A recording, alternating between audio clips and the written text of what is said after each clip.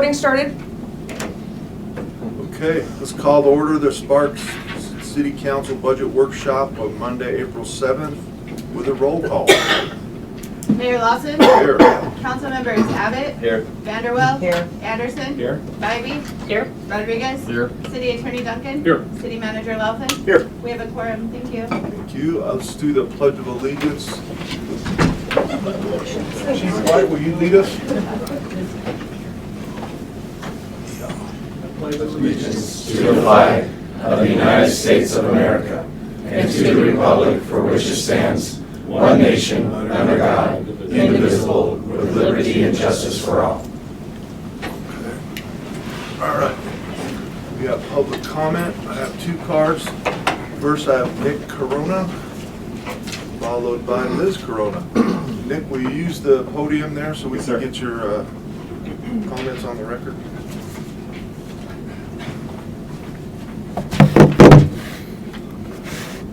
Good morning, Mayor, members of the Sparks City Council, and fellow community members. My name is Nick Corona, and I have the privilege of serving as fire captain for the Sparks Fire Department, as well as serving as the Fire Academy commander for the fire recruits currently on probation. I appreciate the opportunity to speak with you this morning on a matter that is not only deeply personal to me, but vital for the safety and resilience and future of our community. I'm here today to urge you, as stewards of our city, to preserve the firefighter positions currently at risk. These aren't just names on a staffing chart. These are recruits who have dedicated themselves to rigorous training and intense physical preparation and commitment it takes to serve this city. Over the past several months, I've watched these recruits grow, not just in skill, but in character. They've demonstrated the discipline, heart, and resilience required of those who wear this uniform. As their Academy commander, I can assure you they are ready, and they are absolutely needed. This department is on the verge of significant transition. We are facing a wave of retirements, experienced firefighters who have served the city honorably for decades. Their departures will leave gaps, not just in numbers, but in operational knowledge and experience. The natural solution is to keep training new recruits and prepare the next generation of firefighters now, not later. Additionally, the city is preparing to open Station 6, a long-awaited and critical step in expanding our emergency services and reducing response times. But a station is just a building without people inside it to staff it. Without these 5 firefighters, Station 6 cannot function, and the very benefit it was designed to bring to the community will be non-existent. Let's be clear, a reduction in staffing will cause substantial harm. Fewer firefighters on duty means longer response times. It means fewer resources at the scene of your fire, at your medical emergency, at your vehicle accident. It means increased fatigue and injury risk for our remaining crews, which are already at bare staffing. It means a diminished ability to protect homes, businesses, and most importantly, lives. The cost of cutting these positions may appear to be short-term budget relief, but the long-term consequences will be devastating. We've seen this play out in Los Angeles earlier this year. Every team member matters. We've already invested thousands of dollars and countless hours in training these recruits and millions more preparing to open Station 6. We've already put in the work. Why walk away now, when they're ready to serve? If we let them go, we're not just wasting resources and taxpayers' dollars, we're losing time. And time is something we cannot afford in emergency services. These 5 individuals have passed every test we put before them. Letting them go now sends a wrong message to them, to future recruits, and to the public that our commitment to readiness for public safety is conditional. But it shouldn't be. Public safety is not a luxury line item in a budget. It is a core responsibility of city government. I urge you, retain these 5 probationary firefighters, not only because it's the right decision, but because it's the right decision for health, safety, and future of Sparks. Thank you for your time and for your service to the city and careful consideration in this urgent matter. Thank you. Look at that, perfect timing. Liz Corona, you're up next.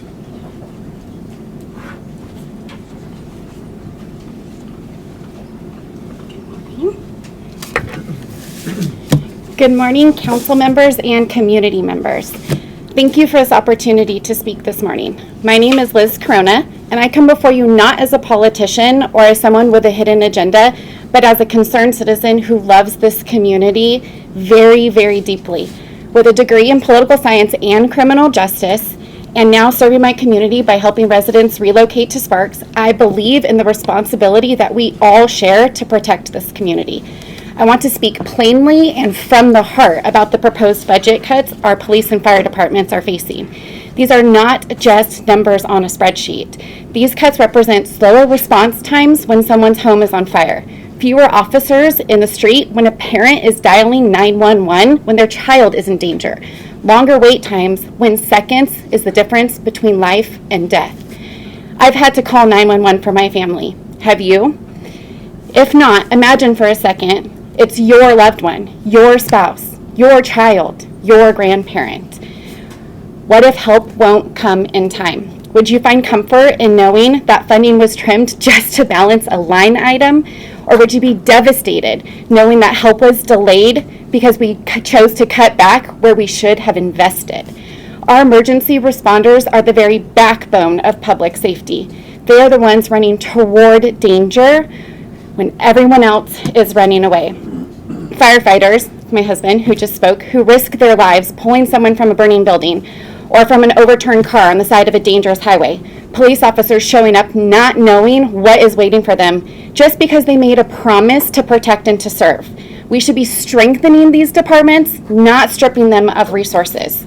Let's look at this logically for a moment. Cutting emergency services does not save money. It shifts costs in a remarkably dangerous way. It increases liability, puts us at greater risk for lawsuits, and lowers the quality of life for every single resident in our city. It erodes trust in leadership, sending the message that safety is negotiable and that the bottom line is more important and that it's not worth it to the city residents. And let's not forget, those who elected you did so because they trusted you to protect them, not expose them to greater harm. I urge you, do not make decisions today that you wouldn't be willing to explain to the face of a parent who just lost their child, or to a child who just lost their parents because there was no available emergency services, to a family who lost their home to a fire because the station was browned out and unable to respond, or to the neighborhood left vulnerable because there wasn't enough officers to patrol. Can you look them in the eye and tell them they weren't worth it? We are better than this. We must be better than this. And today you have a choice. Choose people over politics, safety over short-term savings, and do what's right for the community that you were elected to serve. Thank you for your time this morning. Thank you. All right, anyone else in the public wishing to speak at this time? Yes? No? Okay. We'll close public hearing, public comment and move on to agenda. I'm looking for an approval of the agenda. Move to approve. Got a motion? Second. Got a second by Bybee. 2 seconds. All those in favor signify by saying aye. Aye. Opposed? Motion carries unanimously. 6.1, general business, consideration, discussion, and possible direction to the city manager regarding the proposed City of Sparks capital improvement plan for FY26 through FY30. Morning, Mayor, council members, Dion Louthan, your city manager, and we're going to have 4 of our individuals speak today about our proposed capital improvement plan. They will walk through the various projects that we have on the list and where we're at, give you an opportunity, ask any questions, engage on any matters that you want more information on, and we'll try to be succinct and provide you the information that you need. And with that, we are ready for Mr. Kaysen to begin.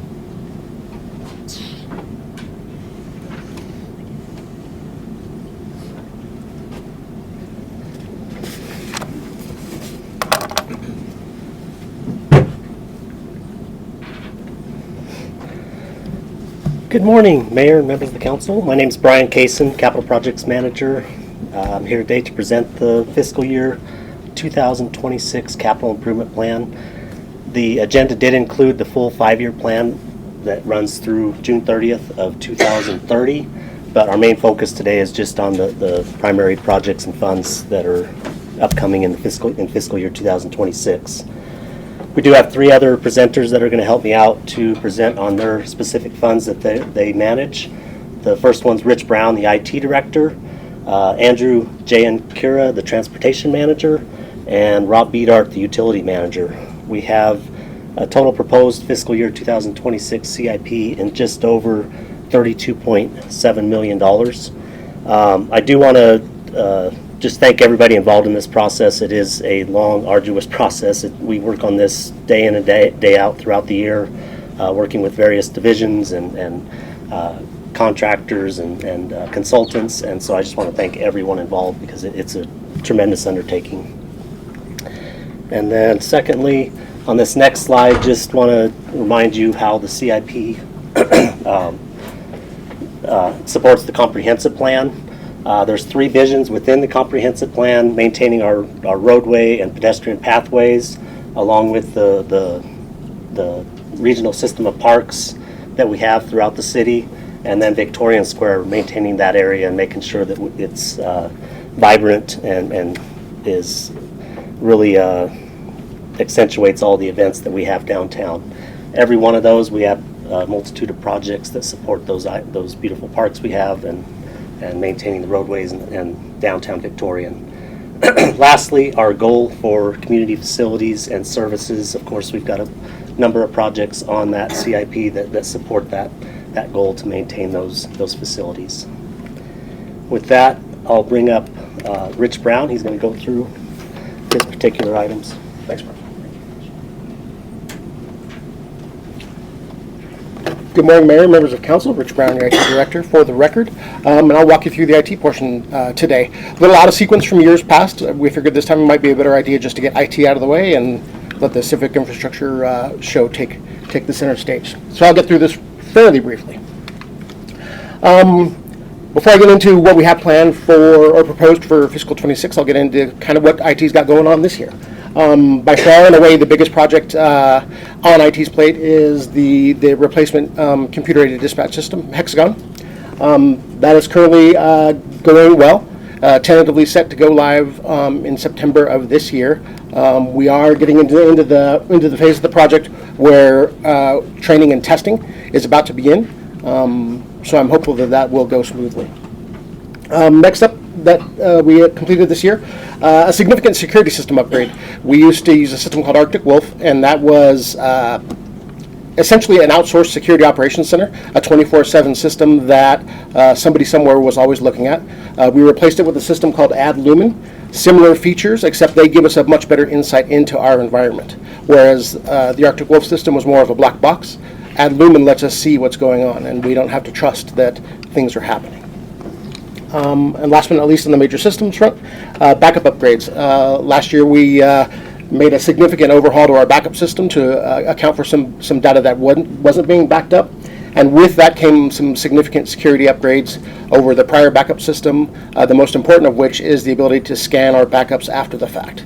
It's fairly common in the cybersecurity world for viruses to make landfall on our network, get backed up, and then detonate at some later point. The new system will let us see into our backups and not restore problematic files. Moving on to the hardware and infrastructure refresh side of things, the cloud migration you've heard me speak about for the past few years. This last summer I decided to suspend that program largely because of the CrowdStrike event we all saw last summer. And the reason for that is to recover from the CrowdStrike event here at City Hall for the infrastructure we still had here was about 5 to 10 minutes per server. Going into the systems we had in the cloud, that was anywhere from a half hour to 45 minutes per server. Suffice to say, if we'd been pure cloud at that point, our recovery time would have been much longer than it was. So the hardware and infrastructure refresh I have proposed for this year will essentially buy us a little more time, because all of the problems I had raised that cloud migration would solve still exist. So I have to address those. But this next phase of refresh will buy me the time to properly look, and hopefully our vendors in the cloud will give us better tools to deal with situations like we saw. And as a reminder, we didn't do a hardware refresh for this fiscal year. We set aside a small chunk of money just for incidentals, just for dealing with the failures that we see that crop up. We started with the purchase of 25 systems, and 16 of those have already been deployed. So the good news is the money we set aside for incidentals is going to last us. Okay, moving on. This is just a brief review of what we need on all the computers in the city. They all start with the Microsoft Windows operating system and the Microsoft Office 365 productivity suite. The things most of us are familiar with: Outlook, Word, Excel, those kinds of things. AdLumen, our new security system, and CrowdStrike, which is our endpoint protection system. These are the things that every staff computer in the city receives, regardless of department. Each department necessarily has different business applications that they need, and that varies department by department. As we move into fiscal year 26, just a quick little reminder, the ITCIP is funded from a combination of marijuana business license fees and general fund transfers.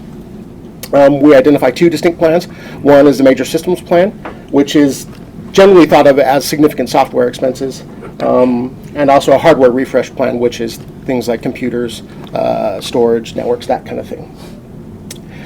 The total cost of the proposed projects for fiscal year 26 is $1.2 million, $150,000 of which will be dedicated to major systems, and $1,050,000 of which will be dedicated to hardware refresh. And just before I get into the actual details of the system, these are the vendors that the city as a whole largely depends on to conduct the business of the city.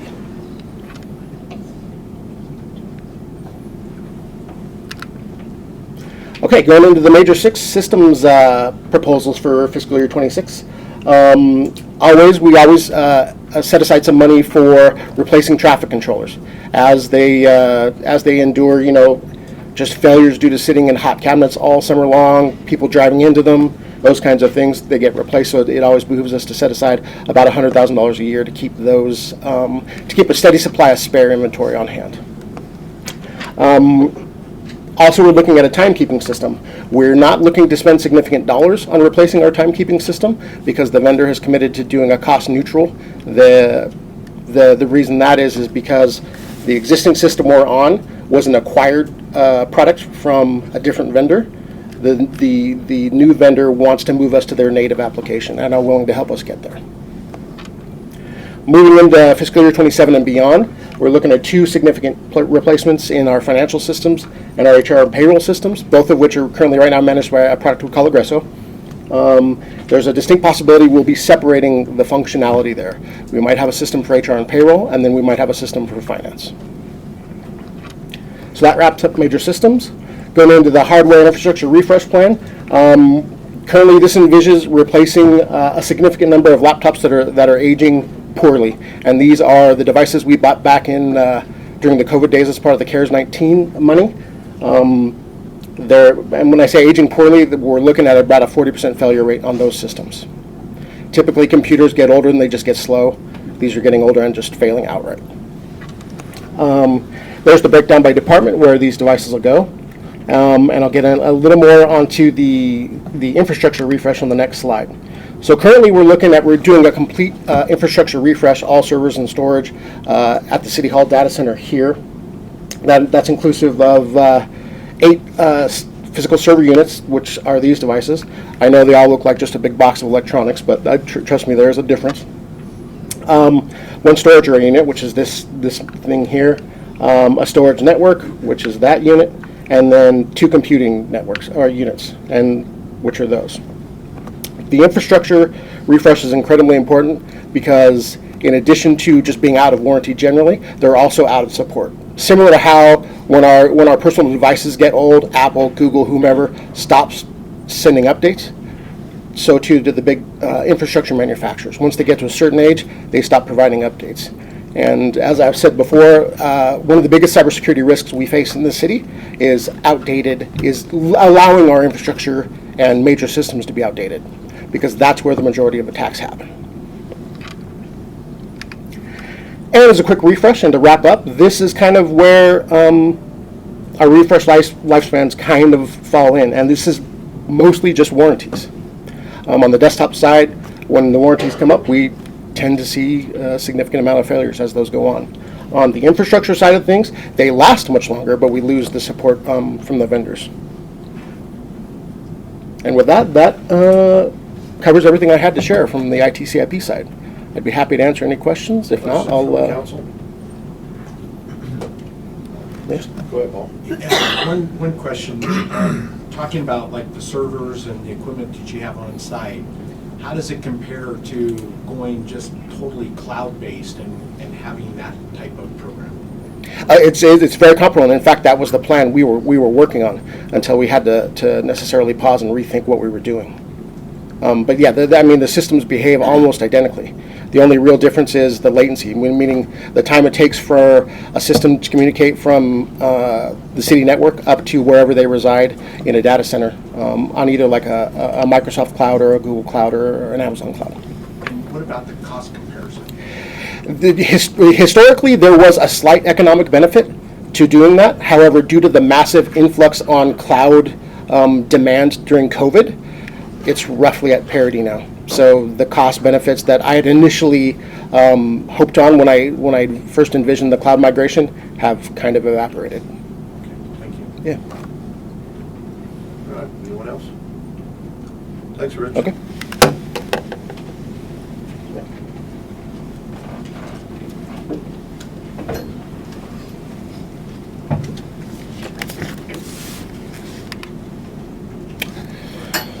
All right. Well, good morning, Mr. Mayor, members of the council, and Eugene Kura, Transportation Manager. I have here before you the proposed transportation budget for fiscal year 2026 that has an estimated cost of $5.1 million. First, I'll go over our roadway projects, followed by other programs that staff has recommended. So how have our roadways been performing in the city? This graph shows our historical pavement condition index in the last 20 years. As you may be aware, the Pavement Condition Index, or PCI, is a widely accepted metric that helps staff assess the integrity of our roadways, with 100 being in perfect condition and 0 being complete failure. In 2024, we saw an overall citywide PCI decrease from 81 to 80. This overall PCI doesn't give the entire picture of what's going on in some parts of the city, so we broke it down by area. So we have 5 focus areas that was determined based on the age, type of neighborhood, or area. Area 1, for example, is the oldest area. Area 3 is the industrial area. And Area 5 is our newest area. If you look at the graph to the right, Area 2 through 5 has a downward trend, and only Area 1 has an upward trend in PCI. More investments are needed to our roadway to improve these slopes in any way possible. Again, this accounts for all roads, both local and regional. So let's see how we're doing on our local roads. On our local roads, from the previous year, we mostly saw a decrease of 1 PCI point. In the previous slide, you saw that our PCI is in a downward trend. The main problem is, as inflation continues to rise, the investments we make to our roadways become less effective, which reduces the overall amount of road area that can be repaired. If you look at the graph to the right, the numbers above the bar graph show past approved rehab projects and the approximate square footage of roadway rehab that was done. The red line shows the unit price of such repair, and as that line continues to grow, it reduces the overall rehabilitation area and that can be done, and our investments cannot go as far. Here's a quick summary of investments needed to bring all of our roads to optimal conditions based on current data and cost. As you can see, there are 3 categories of roadway repairs on this table: full rehabilitation, corrective maintenance, and preventative maintenance. And although most of our roads, 81% of it, fall under the preventative maintenance category, we must continue to bring our roads PCI to this category as it's more cost effective at $1 per square feet and prevent it from worsening to a point where rehabilitation must be done at $16 per square feet, and our investments will not go as far.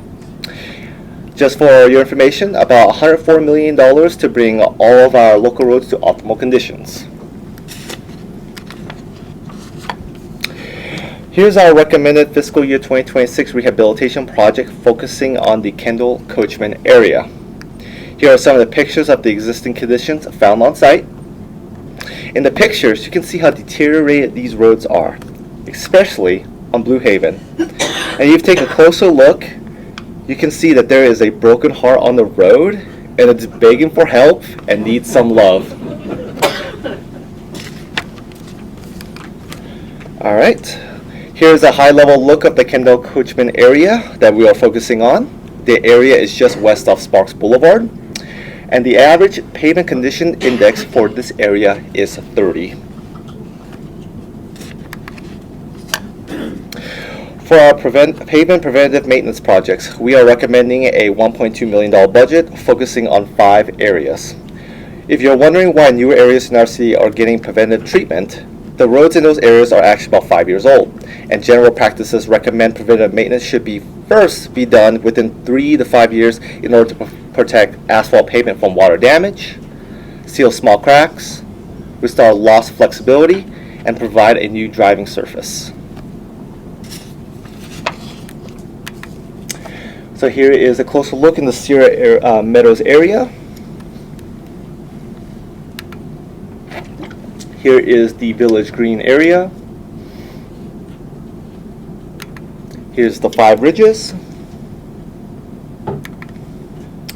followed by Pioneer Meadows, and lastly, Stonebrook area.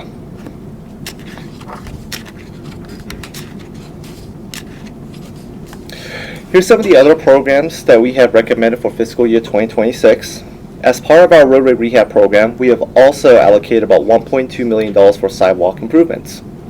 Also, we have continued our coordination with the RTC and NDOT on our Transportation Alternative Grants program, focusing on pedestrian enhancements. This program is 95% reimbursable to the city. The 2 pictures here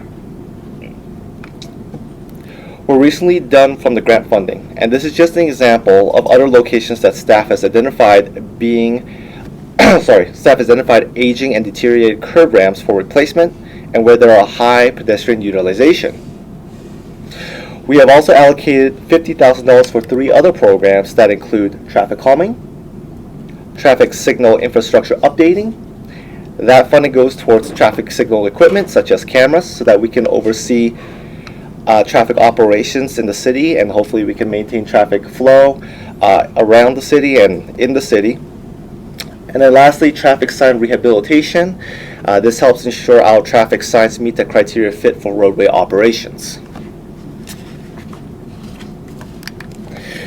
Next on our list is the Community Development Block Grant. This is a federally funded project that focuses on the housing and urban development approved areas where at least 51% of residents are classified in the low to moderate income level. The funding is used to improve sidewalks, roadway, and driveways in the area. In this upcoming year, we are in the next phase of this continued program, which is in the blue area.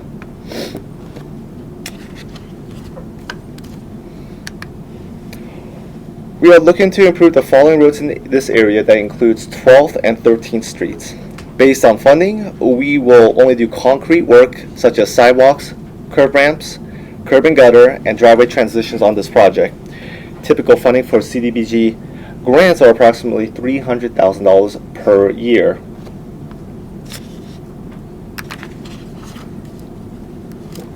Our transportation group is also continuing to coordinate with our utility group on our roadway and drainage projects.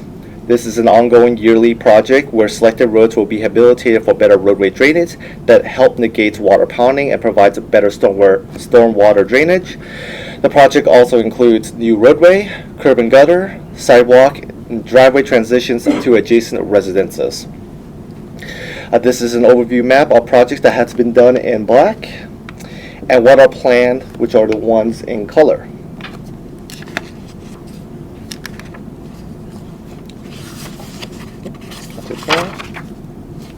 So here's a close look at planned projects, and for fiscal year 2026, we are recommending L and 5th Streets as our next streets for these improvements.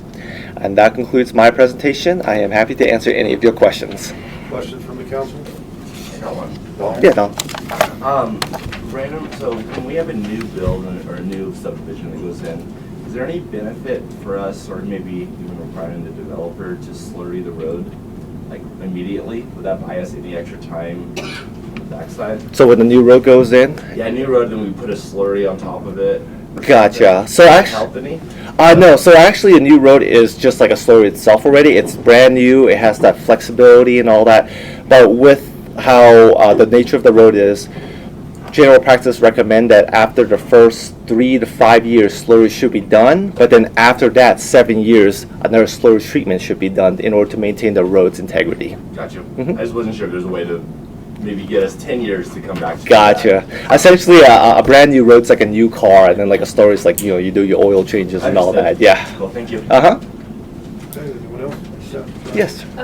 So Andy, on As we're doing new roads, do we have improved materials? And I would think the technology, the actual materials you're using and the processes to kind of extend the use of them? When we're, I mean, the roads we have are what we have, but as we're Right. making improvements to them, is there opportunities for different types Gotcha. of surfaces that last longer, that are more durable, that can kind of withstand, especially all of our roads Gotcha. 2 winters ago just were decimated, even new roads. Yeah, absolutely. So that's hit us real hard, but are there opportunities there? Absolutely. So with the payments that's going in now, we obviously follow general practices and recommended research that's been provided from the nationwide. I know that staff is continually trying to find ways to improve our road with any new groundbreaking research or any new methodologies that can try to improve our road. So even though we're trying to do our best to adhere to current best practices, but we're also taking in whatever new research comes that could be implemented to our roads so that we can have a better roadway surface. Perfect, thank you. Okay, anyone else? Okay, thank you. Thank you.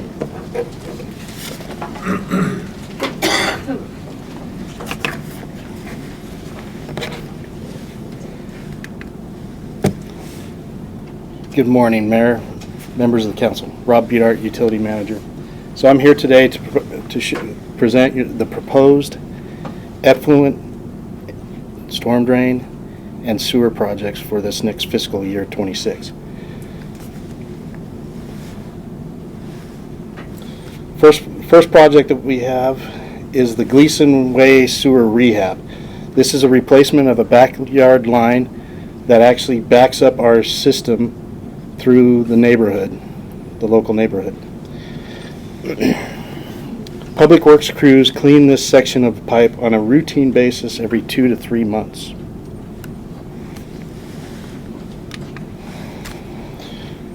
Next project proposed is the replacement of the Gregg Street Kleppe lift station. These lift stations' mechanical equipment have a useful lifespan, and we're reaching the end of that lifespan right now.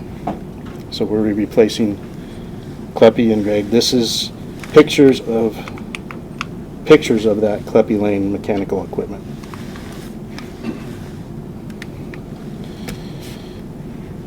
So, sewer manhole rehab program. This is an annual program that we do that replaces and repairs and coats the existing manholes throughout our city.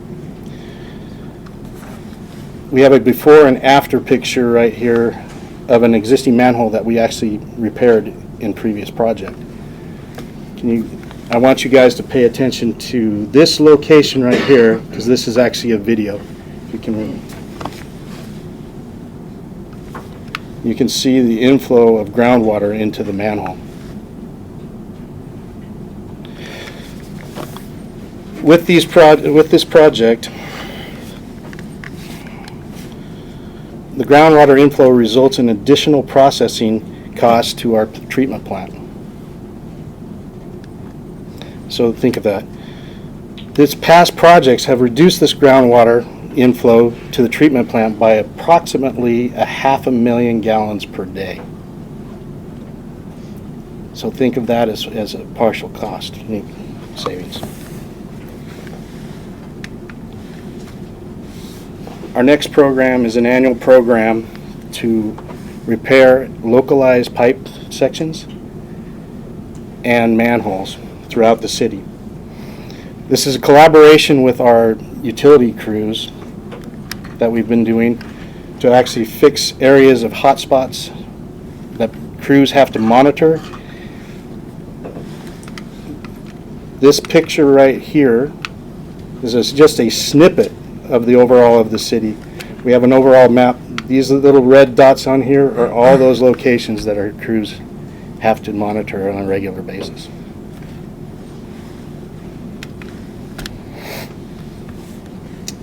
Our next project is a marina pump station. This is a pump station that is located in the southwest corner of Marina, near the local restrooms that are down there.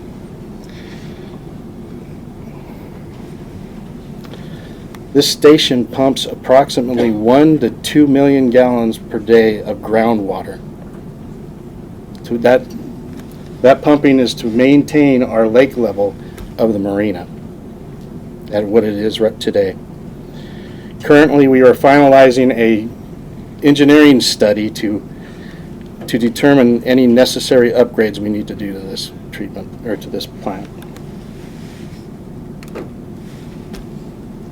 Stormwater master plan. Typically, we do this every 5 years. We update this master plan. This is a key element that we use to develop our 5-year stormwater capital improvement plan.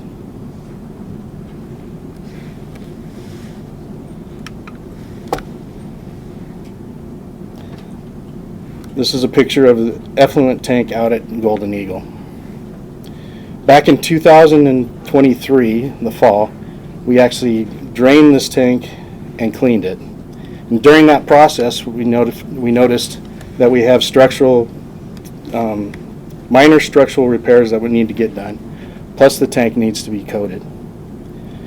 This work is proposed to be completed in the fall of this year. And lastly is our Spanish Springs and Sun Valley metered flow study and assessment of the structural stability of our 2 dams in Sun Valley and Spanish Springs. This project is to help reduce our flooding downstream during major storm events, particularly along the North Truckee Drain. We're trying to utilize the storage behind these 2 dams to attenuate the flows from storm events. And with that, I will open it up to any questions you might have. Question from the council? Yeah, go ahead, Joe. So for this one, I'm just going to say, looking at Sun Valley, Spanish Springs, is Washoe County contributing any to this study? These are our 2 dams that we emergency action plans. Yeah. Yep, please. On the stormwater side, been hearing rumblings from Washoe and Reno that they're wanting to come together and have one happy stormwater group. Would that, I mean, just preliminary, and I don't foresee that impacting FY26, but looking forward, have you been involved in that, or any thoughts on if that would potentially save us any money? Haven't had a discussion on the stormwater as a regional, but I'll leave it to Mike. Mr. Anderson, Michael Drinkwater, Community Services Director. Excuse me. I am part of that team that we initiated that study that includes the wastewater and stormwater side. We've hired a consultant, Rafa Talis, to take that 10,000-foot look at what would that utility look like, what potential benefits could it bring to the valley, what are the drawbacks. One of the drawbacks being, of course, for years Sparks residents have paid a stormwater fee as part of their sewer bill. The other side of the valley, not so much. So we have a bank account to help fund our projects. Not so much on that side. So what does that, bolting together a regional utility, what financially, what does that look like? And then from an engineering operation side, all of those questions are being reviewed, but at a very high level. Bring that back probably to the Western Regional Water Commission first, late this calendar year. Okay. All right, thank you very much. Sure. Okay, anyone else? Thanks, Rob. Thank you, Rob. Going to move on to the next fund that we're going to present on. This fund is the Capital Projects Fund 1404. This is the primary fund that we use for updating and maintaining our existing facilities throughout the city of Sparks. Those, of course, range from all our fire stations, our police station, our city hall, our maintenance building, our community centers, and all the facilities in between. What's the revenue stream for this particular fund? Revenue stream, we have fiscal policy number 3 that outlines that we will maintain a minimum transfer of 2.5% of the general fund into this fund. Because of various different scenarios, We haven't been able to do that throughout the last 10 years. This chart right here shows you the last 10 years of those, the history of those transfers. The green bars show when we met that 2.5% transfer. The orange bars show you when we fell short. So overall, we're trending down on the overall revenue that is coming into this fund. What does that do to our projects? Well, ultimately, we still have to complete the projects eventually, but we've tried to manage them the best we can. We've had to defer many projects out over the years just because there's not enough available funding. In this first line here, in FY16, our total 5-year plan had a total of 21 projects on it. Now in FY26, we're proposing for the 5-year plan to have 55 projects, and that is mostly because of deferred projects due to just minimal budget available to maintain and keep up on those existing facilities. What does that do to our costs? Well, whenever you defer projects out, of course, they go up in price because of inflation. Prices have gone up over 170% from when those projects were originally planned and estimated to the current fiscal year and current 5-year plan of what the current estimates are to complete those exact same projects. So that equates to just over $5.4 million more within this fund that we have to complete over the next 5 years. So where are we at right now? What are we proposing? Obviously, with the current budget constraints, we are still proposing and recommending reducing that general fund transfer from 2.5% to 2%. Project prioritization, we look at each and every project and do our best to prioritize those projects from priority number 1, which is of course structural integrity and life safety, all the way down to just our comfort and upgrade remodels. Each of the projects I'm going to outline in the coming slides do represent priority number 1 and number 2. They are items that are either emphasize structural integrity or life safety, or they're mechanical and electrical items that we need to address. So moving on, these are the 5 main projects that we're looking at that rose up the list for the main priorities for this coming fiscal year. The first one is Alf Sorensen, the gym HVAC replacement project. That HVAC system, we can no longer get parts for that system, and it is just slowly failing. We have a current design project for that specific building. This is for the construction portion of that project. And if that system fails, we will have to close down at least a portion of Alf Sorensen. City Hall, the cooling tower and return fan, they're original to the building 45 plus years ago. They have been failing over the last few years, and they're at the end of their life. I do have $290,000 in 1404. I've split this project up. The total cost for this project is actually $550,000, but because of the budget constraints, I'm trying to do the best I can and use 1405 with the minimal budgets that's available in that fund to bridge that gap. Fire station number 1, I'm sorry, have 2 projects planned for that fire station.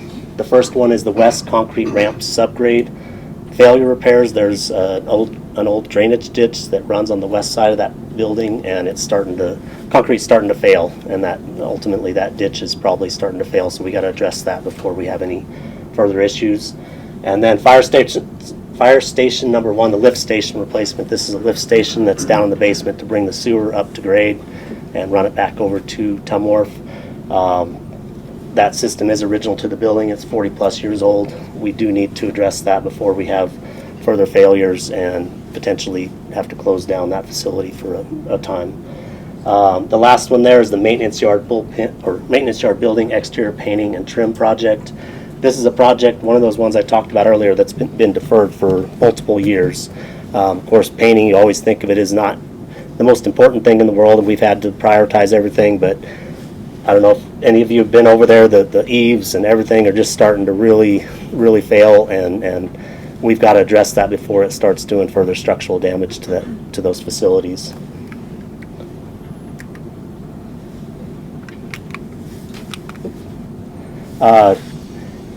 These are a number of annual projects that we have within Fund 1404. These are for projects that vary from just unknowns that we can't we can't see in the future and see what's going to happen. We may have to replace, for example, an HVAC unit or something that just fails that we don't know about, or just being reactive, trying to keep up on those facilities. We've got our photovoltaic systems and inverter replacement. The photovoltaic systems actually save us a substantial amount of money, tens of thousands of dollars each year in energy costs. And so making sure we're maintaining those systems appropriately actually saves us money. That's a small amount to invest into that. This last one is 2 annual projects we have for the police department. One is the taser replacement project. This is an ongoing project over several years to replace their existing taser system. And then lastly, the rifle replacement to maintain the rifles throughout the years. The next fund, Fund 1405, this is funded through ad valorem, which is basically property tax distributed by the state. It's a relatively small amount that is put in this fund each year, but it has to be used for facilities only. It has to be used for updates and maintaining facilities. I have 2 projects in there. The first one is the maintenance yard bullpen ventilation improvement project. Currently that system, it gets very cold in the wintertime and very hot in the summer, and so we've got to get something done to help those staff members out in that building. And then this is the second part 1B that I was telling you earlier about for the cooling tower fan replacement project here in City Hall for $260,000 to basically have that whole amount of $550,000. Fund 1402, this is our capital projects fund for parks. It's funded through franchise fees, Golden Eagle rental and lease fees, along with marijuana licensing fees. We've got it broken into 2 different funds just so that we can capture Golden Eagle Regional Parks revenue and expenditures along with the primary fund. In the primary fund, we have a sink replacement project that actually turned into a backflow installation plus a sink replacement. This is driven by Washoe County Health for our daycare center. They're requiring us to put in another sink, and ultimately now they require when the building was built, they didn't require a backflow. Now they do. So to even do any other projects within that facility, we are going to have a backflow installed. So killing 2 birds with 1 stone with this project, trying to make sure we follow Washoe County Health's regulations. And then the second one is the Golden Eagle Regional Park Fund. We've got our annual turf maintenance contract to maintain all that turf out there. It's very important to make sure that we stay on top of that, and this helps that turf last as long as possible. And then we've got our synthetic turf replacement project. As in years past, we have a plan that we've been replacing sections at a time within that facility. The turf was installed in 2008. The areas that are colored are ones that are original to the park installation. The gray areas are the areas we've completed throughout the last roughly 5 or 7 years. And then so we'll continue on and replace the outfields for the softball fields, which is the green. And then these areas are the Little League fields that we'll do in future years. Our Park District funds, Fund 1406, 1407, and 1408. This is funded through residential construction tax. This funding can only be used for neighborhood parks. Just to remind you of the delineation of where those park districts are, the Park District 1 is just to the west of McCarran and Sparks Boulevard in the line north to south, and it's this kind of pinkish area to the west of that line.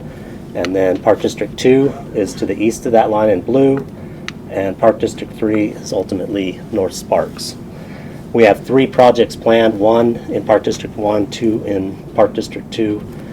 We've been having an increased amount of vandalism within our parks. So at Powwow Park, we actually installed some cameras this last year. It's been very effective in trying to minimize that vandalism. So we have a park security camera project planned for Burgess, Rock, Deer, and actually Shelley Park within Park District 1 and 2.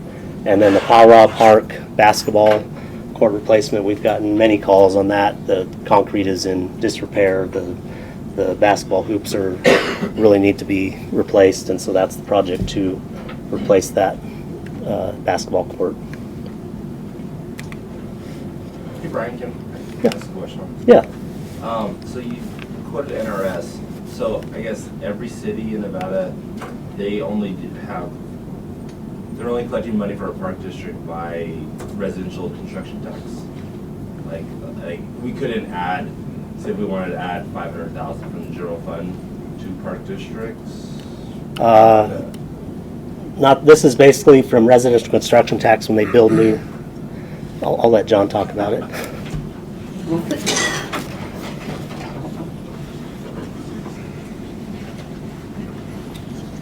So, Mayor and Council, John Martini, your Assistant City Manager. Councilman Abbott, the NRS 278, that is a privilege given by the legislature to cities. I think the city of Sparks enacted the res tax in the 80s. Just as a quick reminder, it's $1,000 a home. To your question, you can certainly direct more general fund money into the park districts if you want. Brian has these separate because we have to account for them separately. So he's got many other funds that we could do parks in. So any general fund money that went there would not report to 06, 07, or 08 because we've got to track them separately. It would just go into his general parks line item for the CIP. Got it. Does that help? Yeah. Thanks. John, explain real quick though, the $1,000 is one time? One time. So, House is built. yep, when the house is permitted, when the permit is issued, that is when the fee is collected. It's a one-time collection. So with each permit goes $1,000 into the kitty, and to the mayor's point, as we're running out of land, these funds will soon really start slowing down on their income as well. What about multifamily? Same, $1,000 a door. So if we had a single family lot, go away with the 4 Yeah. doors? Well, the work Jay Witt did downtown with all his apartments, that's why we have money in Park District 1 and in 3 again, because each one of those was $1,000 per door. So for a 200-unit apartment complex, you're looking at $200,000 coming into the fund. Got it, thank you. Sure. Any other questions? Thank you, John. Thank you. So next fund, Victorian Square room tax. This is a tax on all the hotels throughout the city of Sparks that goes into a fund to maintain the Victorian Avenue area. We have a couple different projects planned for this fund. We have the Memorial Plaza concrete repairs. That's the plaza right on the corner of Victorian and Pyramid. There's a lot of roots uplifting a lot of the pavers. We're getting some trip hazards, concrete repairs that need to be done. The fencing and railing needs to be replaced in certain areas, and then just updating the overall area. And then the second one is the Victorian Square Public Art Program. We installed these pedestals several years back, and just maintaining that art, rotating the art out as needed. And then the last project on Victorian Avenue is our continuation of the Victorian Square infrastructure improvement projects. As you can see on the map, we've broken it into several different sections. We've completed many areas throughout that corridor. It's to basically update and provide continuation throughout Victorian Square and get rid of some of the trip hazards, update the tree planters that are just too small for the existing trees that they're uplifting and moving, updating the irrigation and the electrical within those areas. So as I said, the gray has already been completed. The blue area is future, and there's some development occurring potential development in the future that may occur, but we don't want to do anything until we find out what's going to happen in the future. And then we've got this magenta color. That's the area we're planning to look at for this coming fiscal year. That's the south side of Victorian Avenue, just to the east of Victorian Plaza Circle, and then to the west of the square. Lastly, the motor vehicle fund. This is funded through cost recovery that each department pays for the vehicles and equipment that they use and maintain. We've got just over $2.4 million planned for this particular fund. Includes some light-duty vehicles for police and fire, a loader, a couple sweepers, a forklift, and a couple boom trucks. And then the last item down on the bottom is the fire equipment replacement plan for miscellaneous items that the fire department needs throughout the year. And with that, myself or any of the other speakers would be happy to answer any questions you might have. Questions from the council? Go ahead, Charlie. So Brian, going back to Golden Eagle on the turf replacement, you've got 80,000 for maintenance, and then the softball outfields were 2.2 million. Is that just in this fiscal year? Because I thought with marijuana, is that because we're using other fees too? The marijuana, we're usually allocating about $1 million per year from the marijuana licensing fees. Jeff will be able to speak to that a little bit better of how that allocation moves back and forth, but it is a combination between the two. Do we have the 2.2 million She's talking about this the year? expense side first. On the 2.2 million that's Yes, allocated, it is. we've normally been doing about $1 million per year. Last year it was about that same amount, a little bit less than that. Because it wasn't just marijuana, it was coming from other franchise. Yeah, 'cause it leasing. fluctuates from year to year. Yeah, what we end up doing, Jeff Kronk for the record, Chief Financial Officer. So we've had a policy of allocating marijuana fees ever since 2018 that marijuana fees became legal. To allocate that money towards this purpose, and it's been about 800,000 is what we've done every year. Even though the marijuana fees have been dropping, they're not dropped down to the 800,000, but the 800,000 doesn't get fully spent every year. We build some up because we have projects that are planned over a course of several years. So yes, to answer your question in a short, yes, the funds are there, and they've been built up over the course of time. Okay, it was double what I thought we normally do, and I Yeah. just wanted to make sure the money Yeah, was. each year the projects vary in cost, Okay. so it builds up over a couple of years when we have a lesser amount for a project, and then it builds up so we can pay for the larger ones. Appreciate that clarification. Joe. Oh, yeah, just kind of elaborate on that, just for the public, because I know for me, when I came here, that was pretty shocking to hear about almost $1 million for ball fields. Can you maybe just, for the public, like, what goes into that? Like $1 million for one part, really is what this is. Where does that money go? Like, what's it doing? So what's it doing for this specific project? Yes. Well, it's fully replacing, so the turf, as the turf ages, it has typically lasts around 10 to 12 years. If you maintain it well, you can push that envelope a little bit farther, and we have. I mean, it's, the ones we're replacing were installed in 2008, so that they're 17 years old. That's actually a very long lifespan. Whenever they replace this, they pull all the old turf out, they regrade everything, make sure it's draining appropriately, they put all new turf in, and then the hope is if we do significant maintenance to it, that it'll last for another 15 to 20 years out into the future. Thank you. And then to go back to the taser replacement schedule, the 335,000. What's the current taser that PD's using right now? Is there anybody from police that would be able to? Oh, Chief. Taser 10. Yeah. And I guess so. Is that outdated? Is that no longer working? Is that 335,000? It could go elsewhere. Yeah, I think I'm not aware of the actual details of the taser system and how all that works. Police chief, for the record, I'll just talk from here that that is brand new to us. We're currently on the Taser 7, transitioning to the Taser 10, which is the newest technology. And so I guess this Taser 7, is that not something that can work for another year or two, or I guess like what's the biggest pro of transitioning at this point? Officer safety and also a reduction in use of force incidents, just by the basis that the Taser 10 will move the opportunity for officers to discharge the Taser at 40 feet versus 20. Thank you.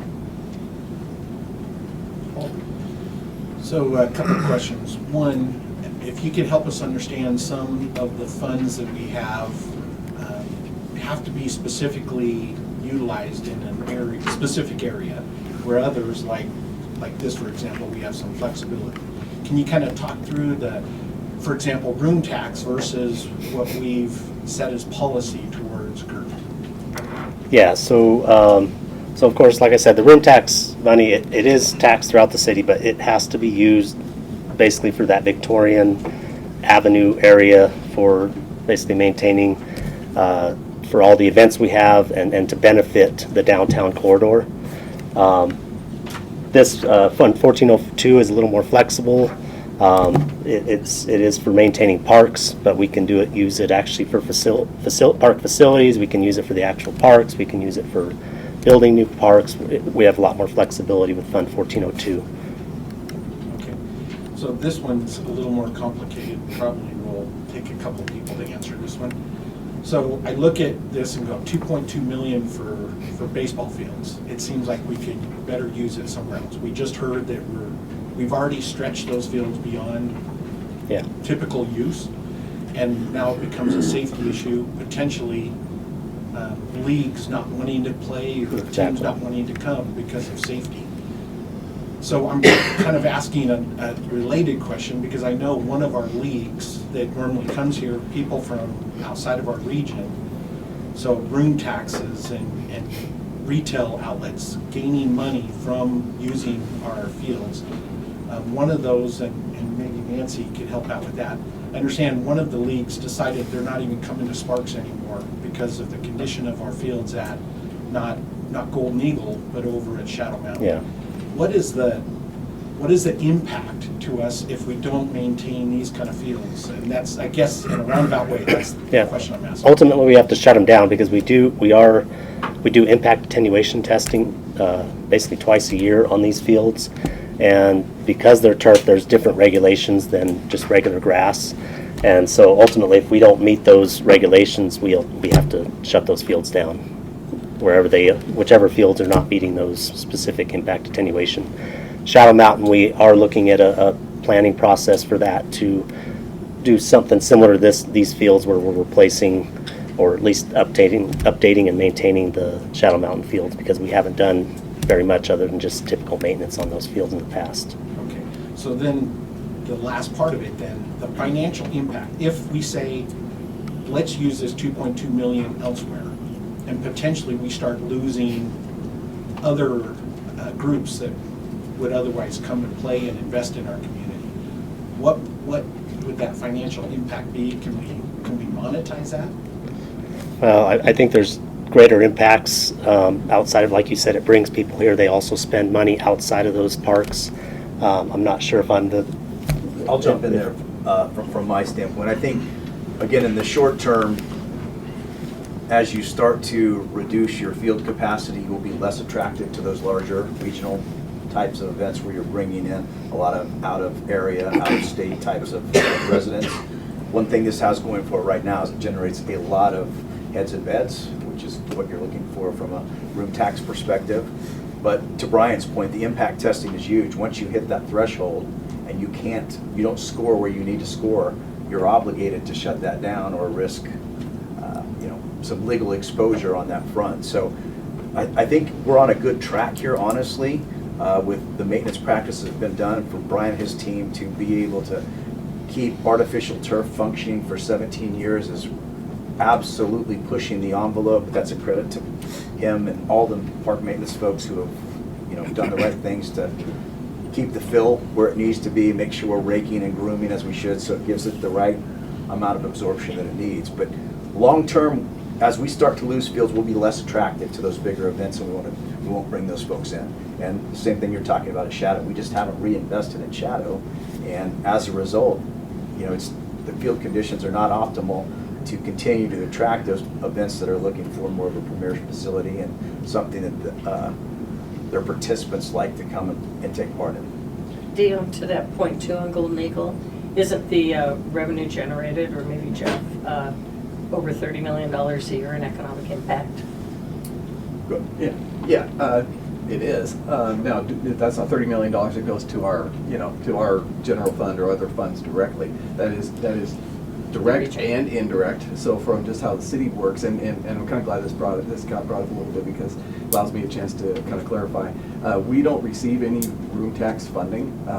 So even, we're talking about heads and beds, that's good for the overall economic development within our community. Where we really see the impact is when they go out and spend dollars. When they start spending and buying things, that's sales taxes. That's where we get our funding source. But room taxes, from a general perspective, we don't get any actually for room taxes. The only room taxes that we get are for the fund, for the downstairs, downtown Victorian Square fund that Brian talked about, and then a very small portion for tourism and marketing, which is only about $196,000 capped at that. But other than those two sources, we don't get any room tax funding. However, we want those people, here, because then they go out and start spending. They go out to dinner, they go to lunch, and they go to Shields and, buy the different things. That's where we get our direct, but there's absolutely impact for the greater Well, and community economy. Golden Eagle also, it's not just, it brings the economic impact, visitors coming in, but how many of those fields are used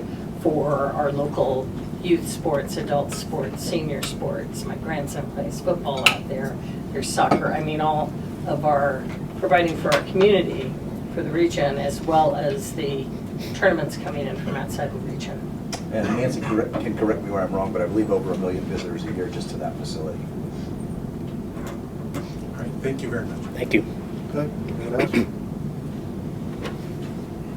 All right, thank you very much.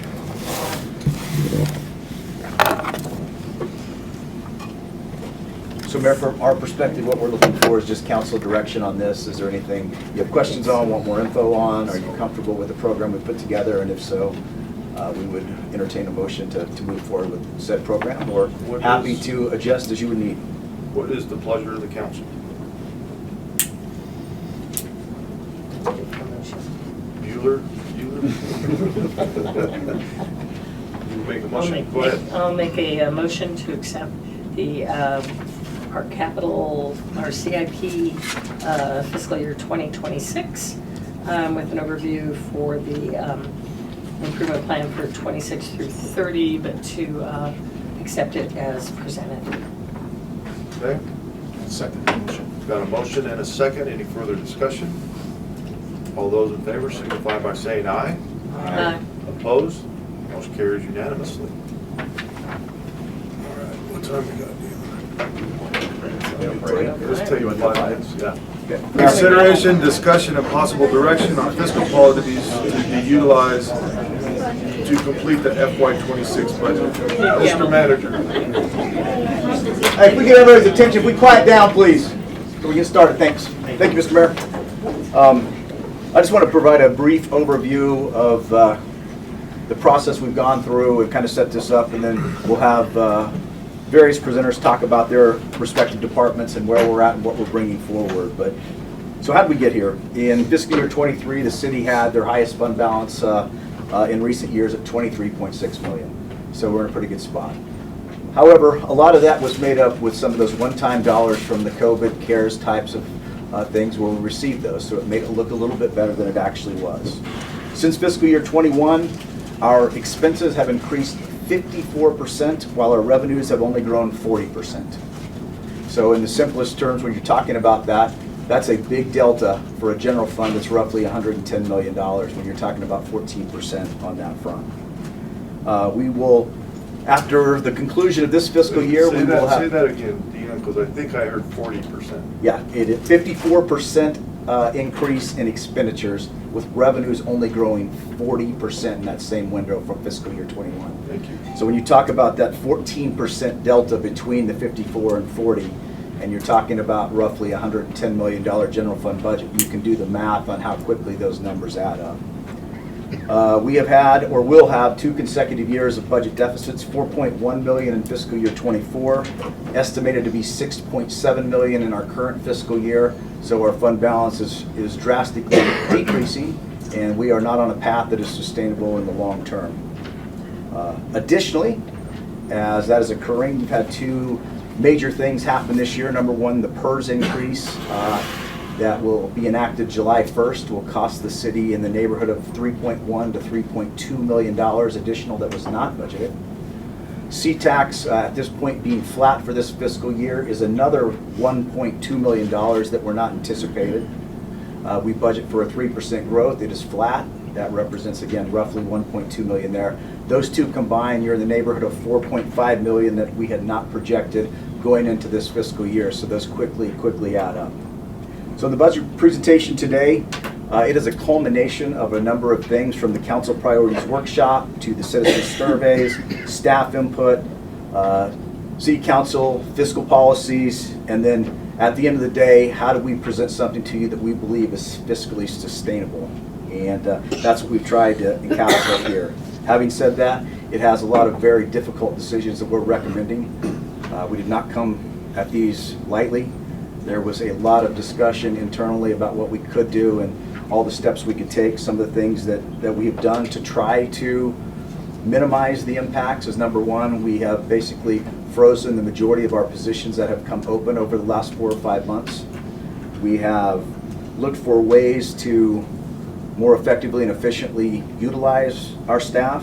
And then lastly, unfortunately, we are going to recommend some layoffs as a result of what we're going to present momentarily.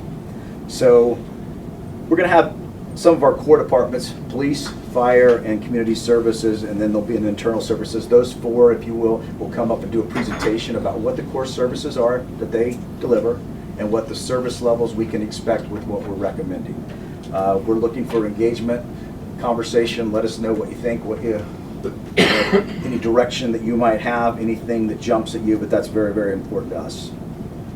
Additionally, when we talk about unsustainability, after the last calculations prior to going into next fiscal year, our staffing ratio for fiscal policy, and I don't know have it off the top of my head, but basically our staffing ratio that should be at 78% had climbed to over 86%. So basically 86% of our resources we're going to staff. Council priority or council fiscal policy is 78%. So we've attempted to try to, with what we're going to present to you, stabilize in that arena and put us on a more sustainable path moving forward on that front. Additionally, from the council workshop and from the presentation that you heard earlier, one thing we've talked about is how we are really struggling in our road funding. So we are proposing an additional council policy there of $250,000 into our road improvement fund to try to start bridging the gap that is rapidly deteriorating on that front, where we are not investing in that preventative maintenance at the $1 a square foot and trending towards the $16 a square foot, which is fiscally, we just can't do it. There is no way we can afford to do that. So we are trying to put us on a path that helps us reduce that. And then lastly, everything we're presenting here, the idea is that with this stabilization piece is that we can put the organization in a spot to move forward without a lot of need for future, if you will, course correction. We're hoping that this puts us on a more stable course that we can move forward, but there are two major factors that we have limited control over. Number one is C-Tax. We don't know what C-Tax is going to do, so Jeff's going to talk a little bit about how we have baked that into this budget and how we believe we take an approved course on that.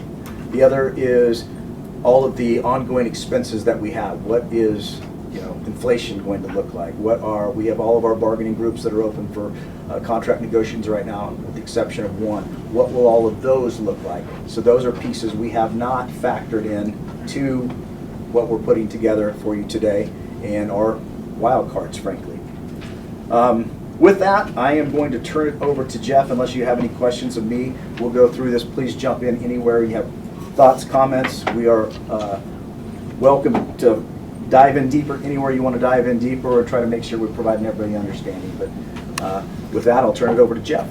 Good to go. All right. Good morning, Jeff Kronk, your Chief Financial Officer. For the record, I'm going to try to put in numbers what he just described at the high level, but I'm going to keep my time brief because we spent a lot of time together at our priorities workshop back in December. So a lot of that I don't think there's a need to regurgitate, but I just want to give you some kind of the high level. But I do want to remind us kind of where we are in the process. Today, and again, reiterate what Dion said, I always encourage, this is our time to hear from our board. So, if there's any discussion, this is the time. This is the time we want to talk about it. What we are not doing is approving the final budget today. So, you know the process. You're going to get a couple of bites at this apple before we actually get there. But clock is ticking and it's getting there pretty quick. So today we're looking for direction to build the final budget. What we're presenting to you today is a staff recommendation. It could be the final budget, but we're going to take what we're going to give you. We're going to take the input and feedback that you give us, and go build the final budget. We're going to bring the final budget back to you, at least a proposed final budget, present it to you at May 12th. Theoretically, that should be the final one, but that's like, the second to last bite. Last bite of the apple is May 27th, when we're actually going to come before you at a city council meeting and ask for your approval. By law, it has to be filed by June 1st. So just a reminder kind of where we are in the process. Again, I'm not going to go over a lot of the detail that we did. We spent several hours back in December, but this is just as a reminder of our high level where we're looking at for our general fund revenues, and I got a next slide for our general fund expenditures. But I call these three major areas: consolidated taxes, property taxes, license permits. That's our big three. That composes 93%. Routinely, it's well over 90% of our general fund revenue year in, year out. For fiscal 26, it's at 93%. As Dion had mentioned, I'll talk about this here a little bit more in detail, but the biggest question mark that we have is going to be the consolidated and fair share tax as we're looking into fiscal 26 and fiscal 27. The areas that are most responsive to the economy is consolidated tax, which 80% of which is sales taxes. So when we hear consolidated tax, just think sales taxes. That's the lion's share of it. The other most responsive is license and permits. These are business licenses, franchise fees. These are things when people stop spending or business license revenue starts going down, we start seeing it in this area. Property taxes is pretty stable. At least going forward, it's going to be pretty stable as long as we're able to get to the 3% and 8% tax caps. We should be getting revenue increases to the tune of 6 to 8% per year, assuming we're at those caps, assuming that valuations don't decline and such. But we should be seeing increases in that 6 to 8% per year for the next several years. That's at least the expectation. The reason we can, even if it did start declining a little bit, we have over $12 million of abatement that the treasurer takes off of the calculation. So that would take quite a bit of valuation drop, if you will, before all that abatement washes away. So what it ends up doing is it gives us a little bit of a cushion from the perspective of what we can expect going forward. Please. Jeff, can you explain the consolidated fair share tax? Yep. How that works, how we pay for it, and who's in control of it? State's in control of just about all our taxes, all our revenue streams. That's kind of the long and the short of that. C-tax is a consolidation, a combination, if you will, of 6 different taxes, 2 of which are sales taxes, but like I said, those comprise 80% of this overall base. The other ones are cigarette taxes, liquor taxes, real property transfer taxes, and what used to be called the motor vehicle privilege tax now is called the general government services tax. It doesn't really mean much to everybody, but when you go register your fees, we get a portion of that.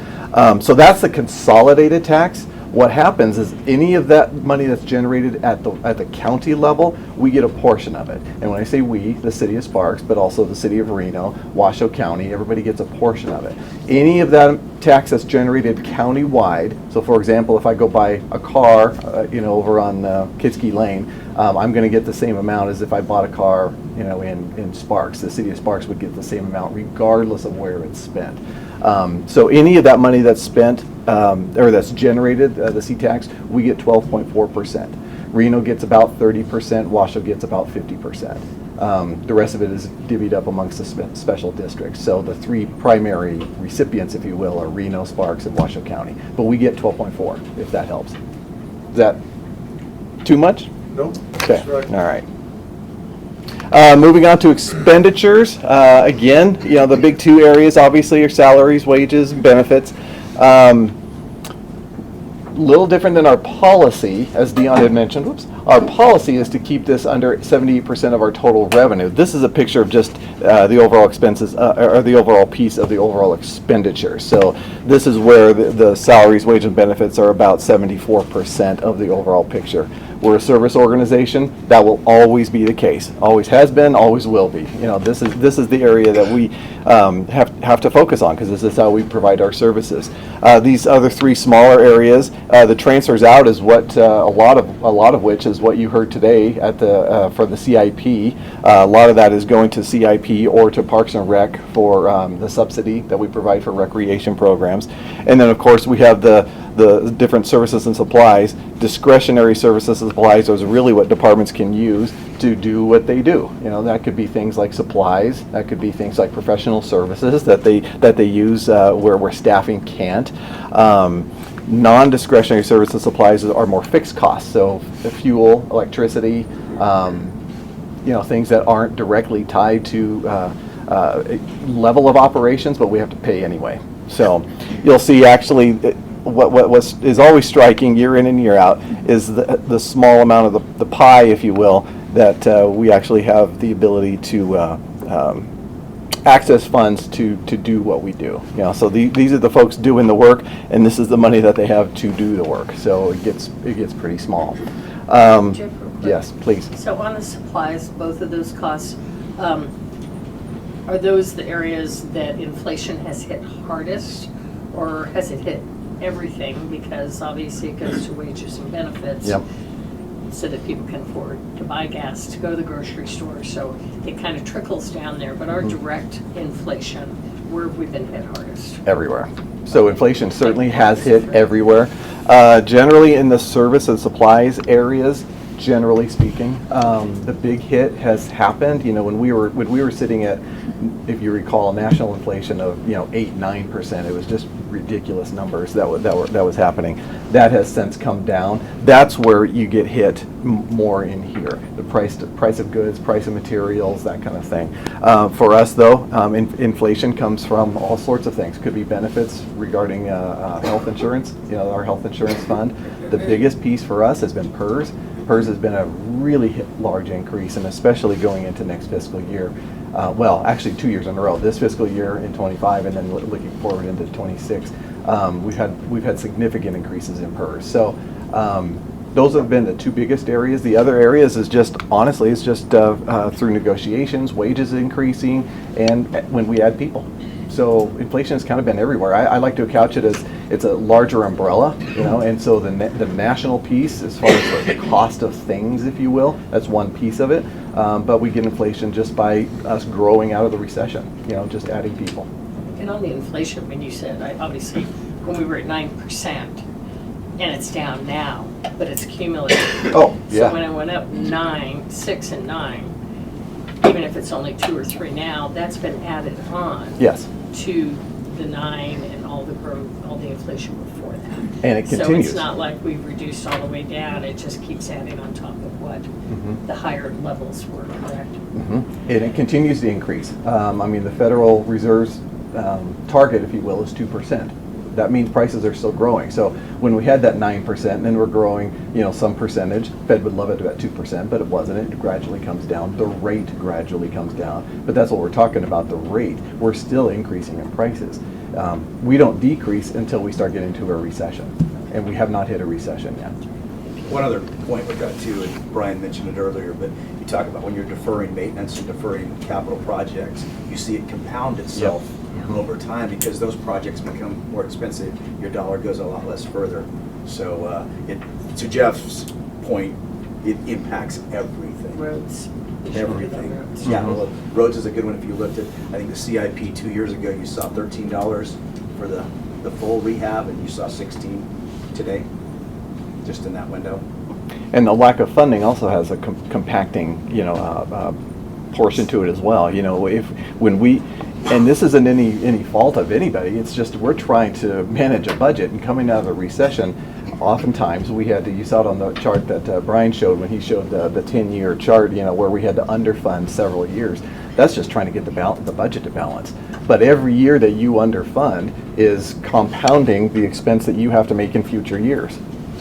When that bill comes due, depends on what you're trying to accomplish, but there is a compacting, you know, portion to that as well.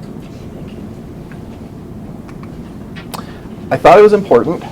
When we started this process back in December, last time we got together, we were at an $18.2 million deficit. Now, granted, at that time, our view of the revenues were early on, so it was kind of saying, hey, we don't have all our data in front of us, but this is kind of what we're seeing. At the time, in early December when we last met, we only had like 1 quarter or less than 1 quarter's worth of data, to really go on. Since then, we've got more data, and of course, we couldn't put together or put in front of you a final budget for actual recommendation at an $18.2 million, deficit. I'll show you, why, but that would essentially mean that we were going to be deficit spending in our fund balance, meaning our fund balance was going to go negative. We can't do that. We couldn't do that. That's illegal to do that. So we have to, since then and now, we had to come to a process of saying, what can we realistically present in front of our council that we got to balance this budget? So these are the summary of the actions. You're going to hear a lot more from the different departments. So what I wanted to just give you is a very high level of just what the numbers look like and how we got from then to now. All right, so we started with an $18.2 million budget deficit, and these actions here are again a summary. There's a lot that goes involved in each of these line items, so just remember this is really just a summary of how we got down to what we're proposing to you as a final budget with a $400,000 deficit. So, and I'll show you a little bit more of what that looks like, but this is just, how do we get from there to here? Payroll reductions, again, 70-something% of your costs are payroll. You're not gonna bridge this gap without hitting payroll. That's just the reality of it. Payroll direct reductions, $12.2 million. Again, we'll talk about what this means in the detail, but just for a summary. We're also doing something different, looking forward to fiscal 26. We're going to book, we did this once, but I think in my career, and this is fairly new, where we're actually going to book a vacancy assumption. So recall, usually when we file our budget, we assume all positions are filled as of July 1st and going forward. That's not going to be the case. So what we're doing is we're recommending a lot of vacancies, as Dion had mentioned, freezing a lot of vacancies. We had the VEST program that some people took advantage of, and we are recommending a few layoffs. That's what this means. The additional vacancy assumption is things that we don't know. We assume through natural attrition, retirements and such, people will leave the organization for various reasons. So we're going to book a 1.6% vacancy savings assumption this year. Again, just to try to bridge this gap. This usually happens, and this is one of the first years that we're actually kind of booking it, if you will. Services supplies, $4.5 million. That's across the board. Really too much to discuss what all that entails. You'll hear a little bit from the different speakers today what that means. But a significant decrease citywide. We're doing something similar, talking about an underspend assumption for service and supplies.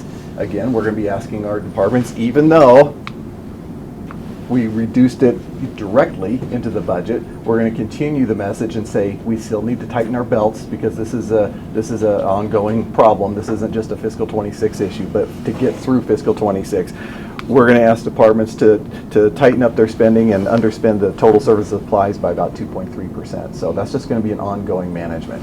Again, just because we are good fiscal managers, we do tend to underspend our budget. So this is a risk, because we're reducing our budgets and we're asking to manage what you've got and have an underspend at the end of the day.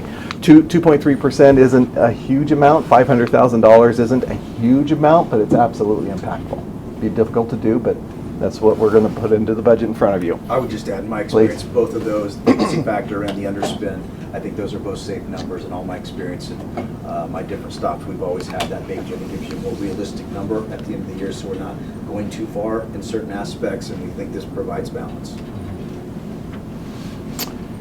Moving on, we also are recommending reducing our subsidy by $1 million to Parks and Rec.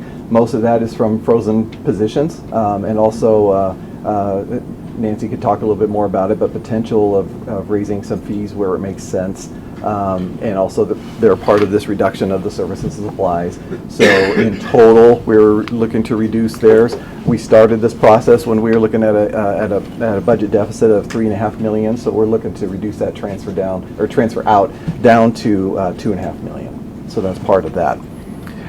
Since from there to where we are now, we got better data, and the revenues didn't come in all that great, when we got better data. So primarily, as Dion had mentioned, we started this current fiscal year looking at a 3% budget. That's what we had in our budget, and it's looking like it's going to be flat. I'll talk about how the data is not looking all that clear here in a minute, but at the end of the day, we budgeted a flat revenue and a 2% for next year. But since then, business licenses, we're starting to see some softening. Our franchise fees, especially, we've had a warm winter, honestly, and our franchise fees for our gas and electric is coming in soft. So we just had, if I can just couch it that way, a softening of our revenues since the last time we talked in December. The other thing we're proposing, and this is your budget, this is for your consideration, is an increase in the waste management franchise fee of 5 percentage points, which would generate $1.5 million and help reduce that deficit. So, we've had conversations of that before. We can, that's purely council decision. I believe we have to give a 1-month notice, essentially, and identification as to when we're actually going to make this effective. Just so you know, the franchise fee, Waste Management annually increases their franchise fee already by CPI, no less than 0 and no more than 6%, but it's a CPI that's looked at and calculated as of November, and then they implement it in February, I believe, and they just had a 4.25% increase based on CPI. What we're proposing is we currently have a franchise fee of 8%, and we're looking to increase that to 13%, and that would generate $1.5 million, and as least impactful on customers' bills as possible. So that would generally be about $17.50 per year for your average resident, for about 85% of your average resident. So something to consider. We baked that into our assumptions. We could talk further, but I just kind of want to list it as here as an overall. How do we get from here to here? And it is one factor. So at the end of the day, all these added up to a $17.8 million deficit reduction endeavors to get us down to $400,000 deficit. Yeah. Dion talked a little bit about this, and I talked a little bit about this as far as what our budget risks are. So even though we would have a $400,000 deficit, and I'll show you what that looks like here on the next slide. But that's not the full picture, especially as we're very early in the process, but we got to start looking to fiscal 27 as well, even though we're still looking at 26. So I look at it as I've got 3 large budget risk areas, if you will. C-tax and fair share revenues, that's the area. We just talked about it. That's most susceptible to general economic pressures, and there's a lot of uncertainty right now, both on the economy side, but also something that the state has been doing. Both Department of Taxation and the Controller's Office are implementing, the state's Controller's Office, are implementing new software programs, and it's changing and affecting the collection process and distribution process, if you will, of how we get our C-tax and fair share license or fair share revenues. We don't know the full impact, so it's been a little bit frustrating for me. So unfortunately, the data that I have is very unclear right now. I'm not exactly sure how it's coming down from the state. Clarity will happen, I'm told, over the course of months. But it is something where we're flying a little blind here. And to their credit, the state has acknowledged that this has been a very difficult time for local governments because we are trying to implement our budgets. They're doing the same from the standpoint of trying to give us accurate projections. So they're kind of sharing our frustration to some degree that their projections are a little vague. So we kind of had to go anecdotally because the actual data, something's flying in front of my face. The actual data that we're getting has been a little bit choppy and kind of all over the place, to be honest with you. But anecdotally, we're hearing from across the state that C-tax is going to be flat this year, and we can expect about a 1 to 2% increase next year. When I say anecdotally, I know the state has reached out to over 4,000 retailers trying to get a feel for what their business plans are and how optimistic they are to be or not optimistic. So, I do give them credit. They're working hard on it, but it does leave us with a little bit of a data gap, if you will. Please. Go ahead. Thank you. I'm asking because, again, new guy, but also for the public. So you just said that the C-tax, the state collects that and gives it to the county. Is that correct? And then we get a portion of that. Is that set by a statute or something? Because, if Washoe County is getting 50% of the sales tax, or C-tax, if you will, and their population outside of Reno Sparks proper is 132. Reno gets about 25-ish, is that? About 30. 30, and then, so for us, City Sparks, which we're not behind, when it comes to population size of Washoe County, we get 13. Like, what I'm hearing is as the Sparks citizen is not worth as much as a county citizen. So, like, who's deciding that we get 13%? Let me give you a very brief history. I can talk about this a lot, but the very brief history is that those splits were developed in the mid-90s. So C-tax was originally created and was first distributed in fiscal '99. So that was the first year. But it was the legislative session in '95 that established the C-tax, and they essentially averaged the 6 components. Remember, I told you there were 6 components of the consolidated tax. They averaged the receipts that all those agencies got, so Sparks, Reno, every agency within Washoe County received from those different tax structures. So the real property transfer tax, the sales taxes, all those different taxes, they took an average over fiscal year 95, 96, and 96, 97, and that was called our base distribution year. And then our base distribution came out to be 12.4% for us. That is literally how it came up. It was literally looking at 2 fiscal years, averaging them out, and saying, going forward, Sparks, Reno, Washoe, you're going to get your base distribution is going to be based on this economic averaging, if you will. So that's stuck in place ever since the beginning. So we are still at 12.4%, just like we were in the mid-90s.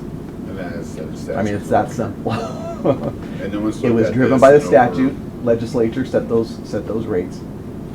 If those were to change, it has to be set by legislature. It has to be changed by legislature.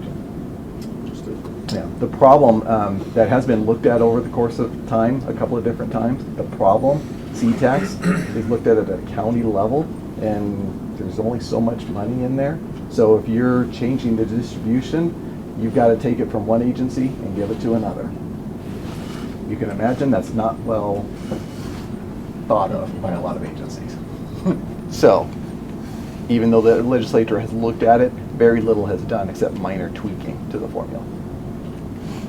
That's the long and the short of it. Appreciate that. Yeah. I guess mine is really a follow-up to that, is as you talked about state of Nevada and distribution changes, are they looking at, the state just can't do that, it has to be through the legislature. Yes. And have we ever gone to the legislature through, that process to relook at with the expanded growth? And obviously Reno and Sparks are in Washoe County as a whole, but our population differences and what we're generating, we looked at those numbers, and if we're, to your point, we probably should be getting a bigger share of that, but we would need to go through legislatively for those distribution changes. The state can't do that, only does that through legislative and NRS change. Correct. And when I say the state, I'm referring to the Department of Taxation. Taxation only can do what the legislature tells them to do. See how they match their budget. Well, Jeff, I think the important thing to say is the dollars don't change, just the percentage. So you automatically give Sparks more money, you got 2 against 1. So it says, no, we don't want to give Sparks any more money. We saw that directly. We saw that directly with Fernley. When they became an incorporated city, they incorporated after the C-tax distribution. Somebody correct me on the dates. They incorporated somewhere in the early 2000s, 2003, 2002. Yeah, thank you. Yeah, you would know. Which was after the distribution that happened in fiscal year '99. So they're essentially shut out. They don't get any C-tax distribution. They would have to go to the legislature to allow that.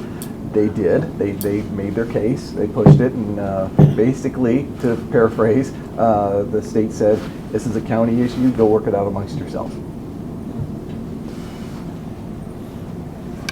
You are allowed to change the distribution amongst the agencies. The state will back off, and legislature will say, if you guys want to agree to change your distribution, go ahead. There are stipulations in the law that allow for that. I can speak at a very high level too. The managers are in conversations about how do we study this and look at this and see if there are opportunities to perhaps rebalance this. Now again, to the mayor's point, when people are losing money, you're not as enthusiastic to make that change, but I will say that both managers and myself, we've had really good conversations. We'll see where it leads and what ultimately becomes of it, but we're at least having a conversation about what it might look like and how things have changed since the mid to late 90s with the growth of all the various regions. And part of that conversation comes down to what are the services that the county's providing, as an example, versus the city's providing. And funds that go for the jail, funds that go for homelessness, things like that. So those are some of the things we're coalescing around and talking about a little bit. Okay. Very briefly, again, Dion mentioned this before, but again, this falls on what I'm couching as my budget, my primary budget risk, if you will. Employment negotiations. We did not incorporate any changes in our budget, so the outcomes of that negotiation is going to have to play out, through the process of negotiation. We don't want to put anything into our budget.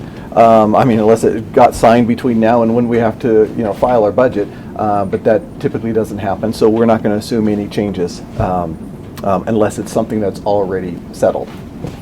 And then the last one is, again, Dion mentioned this a little bit, and we've been talking about this in a number of contexts, but I showed on the slide before how we're proposing a $400,000 budget deficit.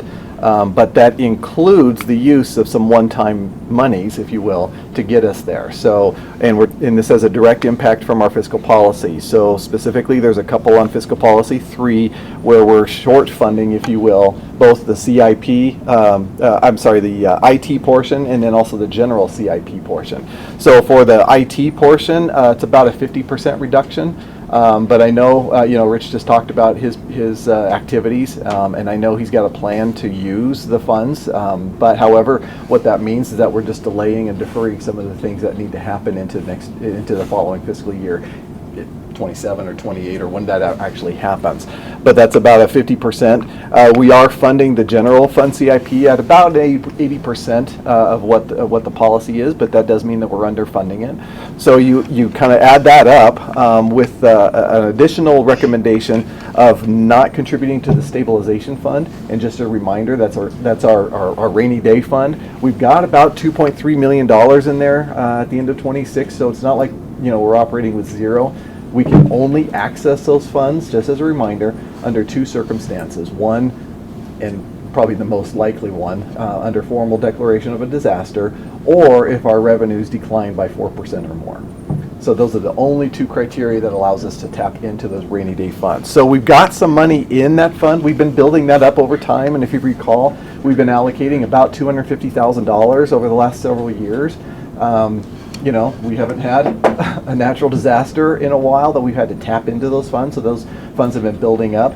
That's one of those how do you feel, kind of a thing. It's sort of like a personal savings account. How much do you want in your personal savings account to offset the unknowns, the things that may hit you but you can't plan for, that you actually want money set aside for. So, there's really not a good target per se. I would like to build that up to a couple, maybe $3-4 million range. But honestly, that's me. You ask everybody in the room and you'll probably get twice as many different answers. This is really kind of like what we feel, but with considering all the other pressures that we had, we thought 26 would be a good year, and considering we had some funds in there to not make a contribution in 26 for that. So again, those are things that we'll have to do next year. So these are just things, so when I say we're in a $400,000, fiscal deficit, it's really, we're gonna be looking, as we're looking towards fiscal 27, we're really starting, all things else being equal, in a $2.4 million deficit.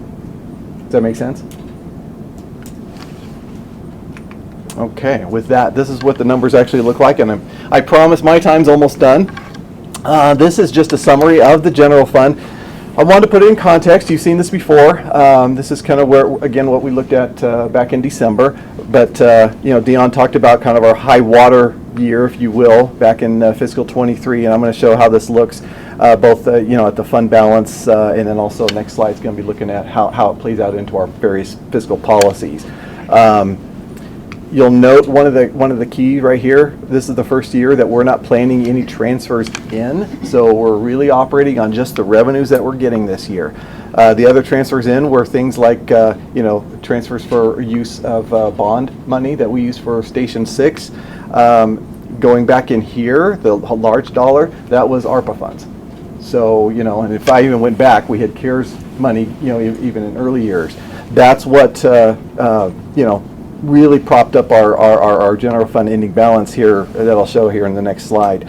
But let me draw your eyes down to the bottom. This is the kind of the key takeaway. We were at a fiscal positive, net surplus, if you will. Revenues were, all sources were greater than our outgo by about $4.5 million starting in fiscal 23. Since then, it's been drawing down.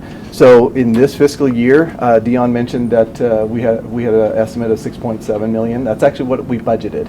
We budgeted a $6.7 million deficit for the current fiscal year, and because our revenues started to soften and we hit some other inflationary factors, that is actually increasing. The deficit is increasing closer to $8.1 million. So our budget is 6.7, but the picture got worse. Okay. Looking forward to fiscal 26, recall that's when we started this back in December. This number was 18.2. Okay, so big difference. But a lot of work was done to get us there.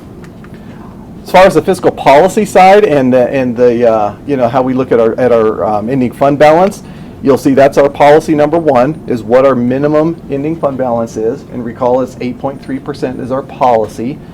We were significantly higher than that. Again, fiscal 23 was our high water mark. We were over the 8.3 minimum goal, if you will, by $14.8 million. And in the last couple of years have quickly whittled that down. So fiscal 24, because of our deficit, we ended with a 19% ending fund balance, still very healthy.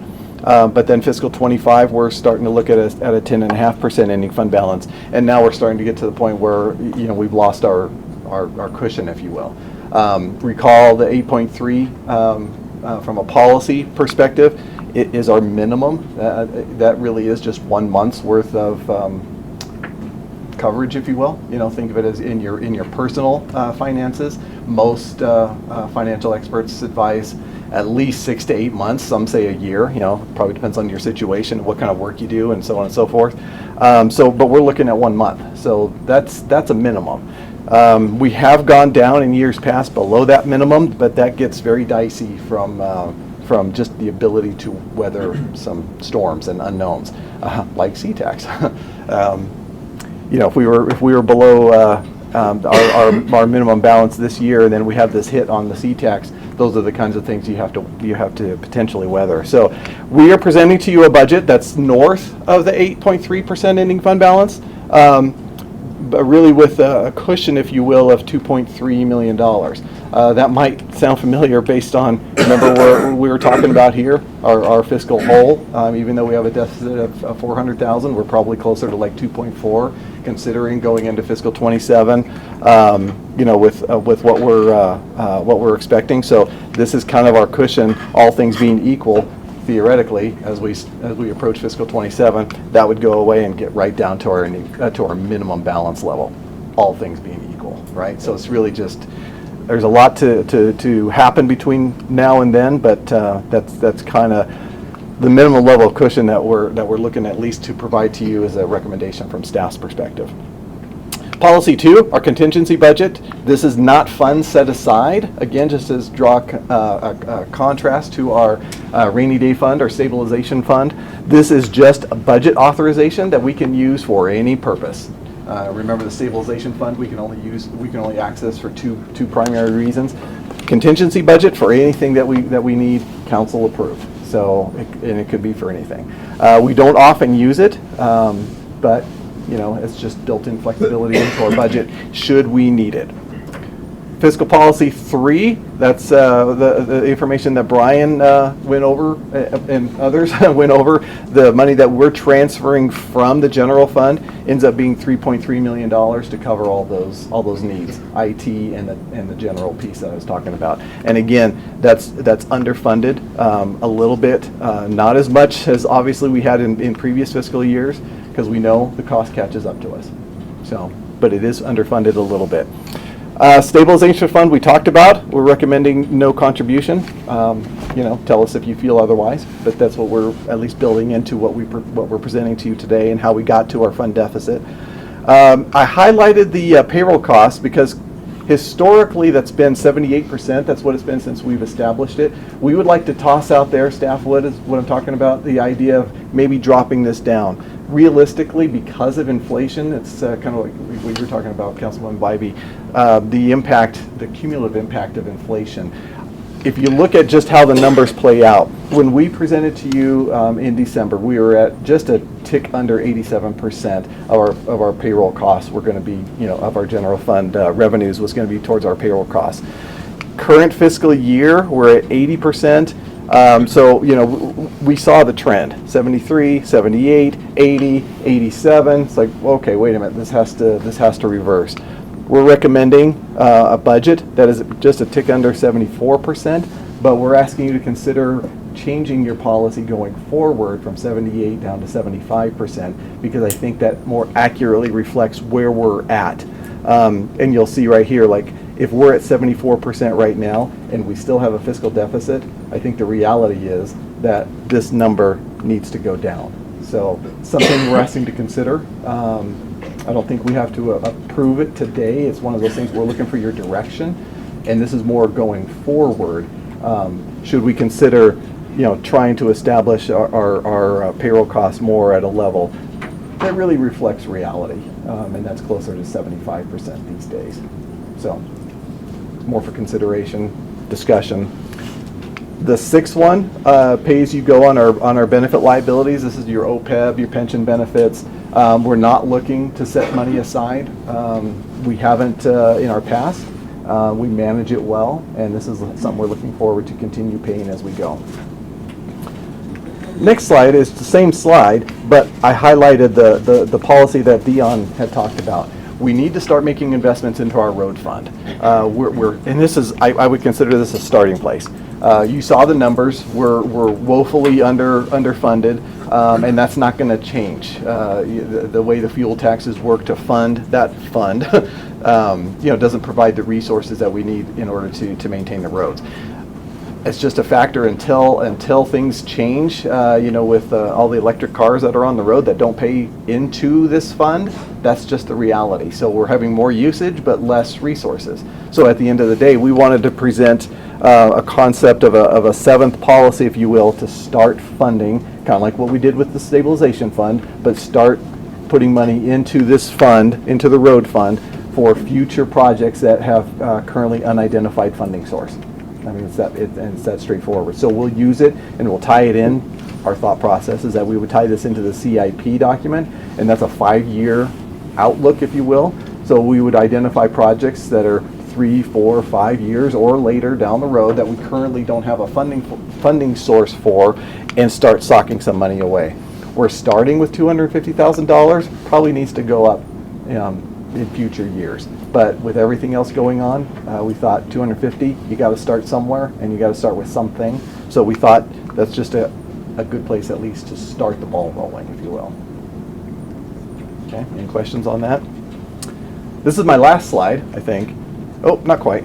Second to last slide of all the activities that, this is just a snapshot by department. So you're going to hear more detail as the different departments come up and talk to you. This is the summary of On the far left, I'll just acquaint you, kind of orient you with what's going on. The far left column is our total city complement in the general fund.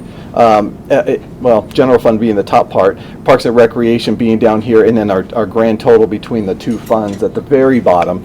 And then what our recommended freezing of vacancies are. The VEST program produced 10 participants, 18 total, but 10 participants within the general fund. And then the recommendation of 14 layoffs within the general fund. So again, looking left to right, total staff reductions, general fund 61% or approximately 15% of the total complement. So that's kind of how we got there. So 15% reduction is a combination, just to kind of repeat, combination of all these three actions or proposed actions. The last slide I just wanted to show you is, because you're going to be hearing from the different departments, this is the total of where all of our expenditures landed by department. So, think of this as coming out of the priorities workshop. It has been our priority, continues to be our priority, and always will be our priority number one for public safety. And you can see that consistently has been about 2/3 of the budget. Popped up a little bit for fiscal 26, which is honestly just kind of a correlation, if I go back to here, that the two departments that were, if I could say, hit the least, if I could put it that way, were police and fire. The other departments, obviously took larger staffing reductions. That's what we're talking about.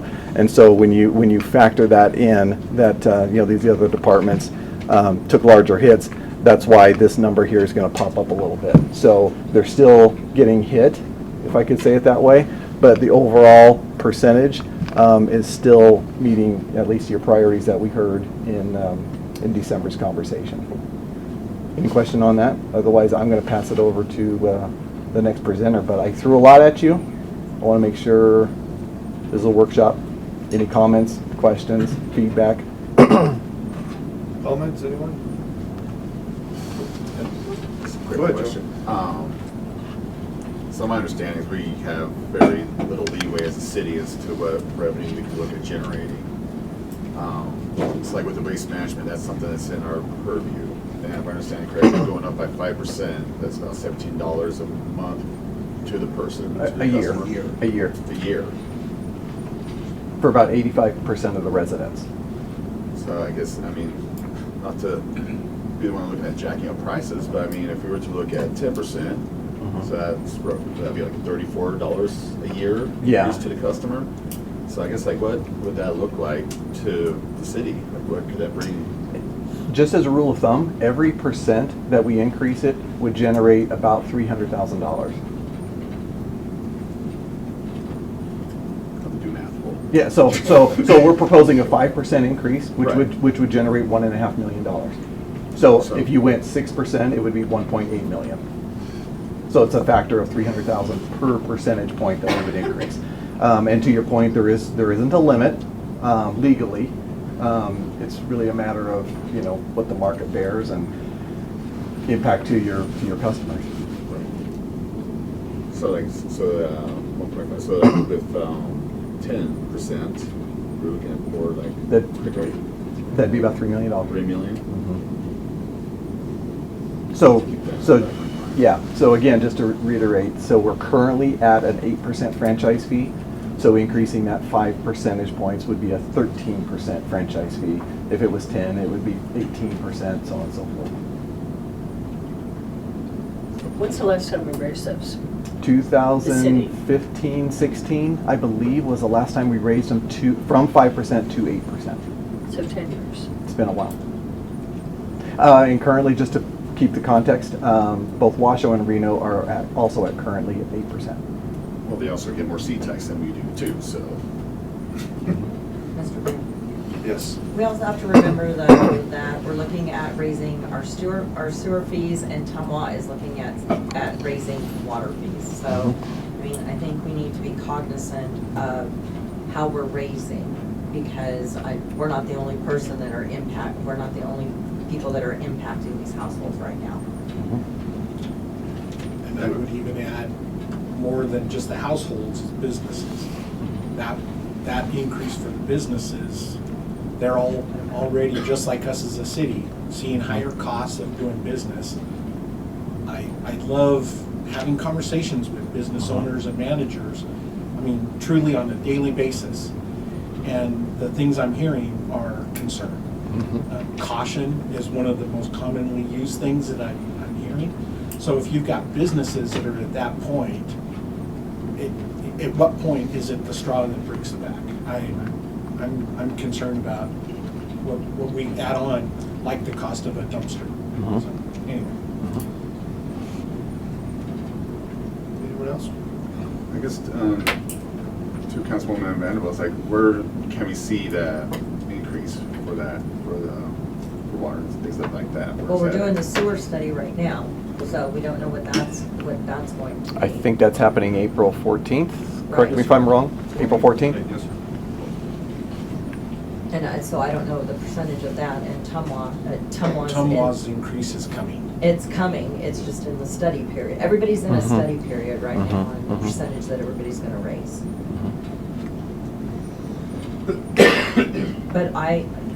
But to that matter, because we've discussed it before, we can't wait 10, 15, 20 years to start raising fees, looking at fees or anything like that. So like with waste management, I think we need to entertain a policy that, I don't care if it's a CPI or what it's tied to. We've got to make these incremental changes instead of trying to make everybody take it at once. So, I mean, I think we really seriously need to look at those things so that we're not sitting here going, well, we haven't raised fees in certain areas by 10 or 15 years. Had we been possibly systematically, maybe we wouldn't be looking at the deep debt that we're in.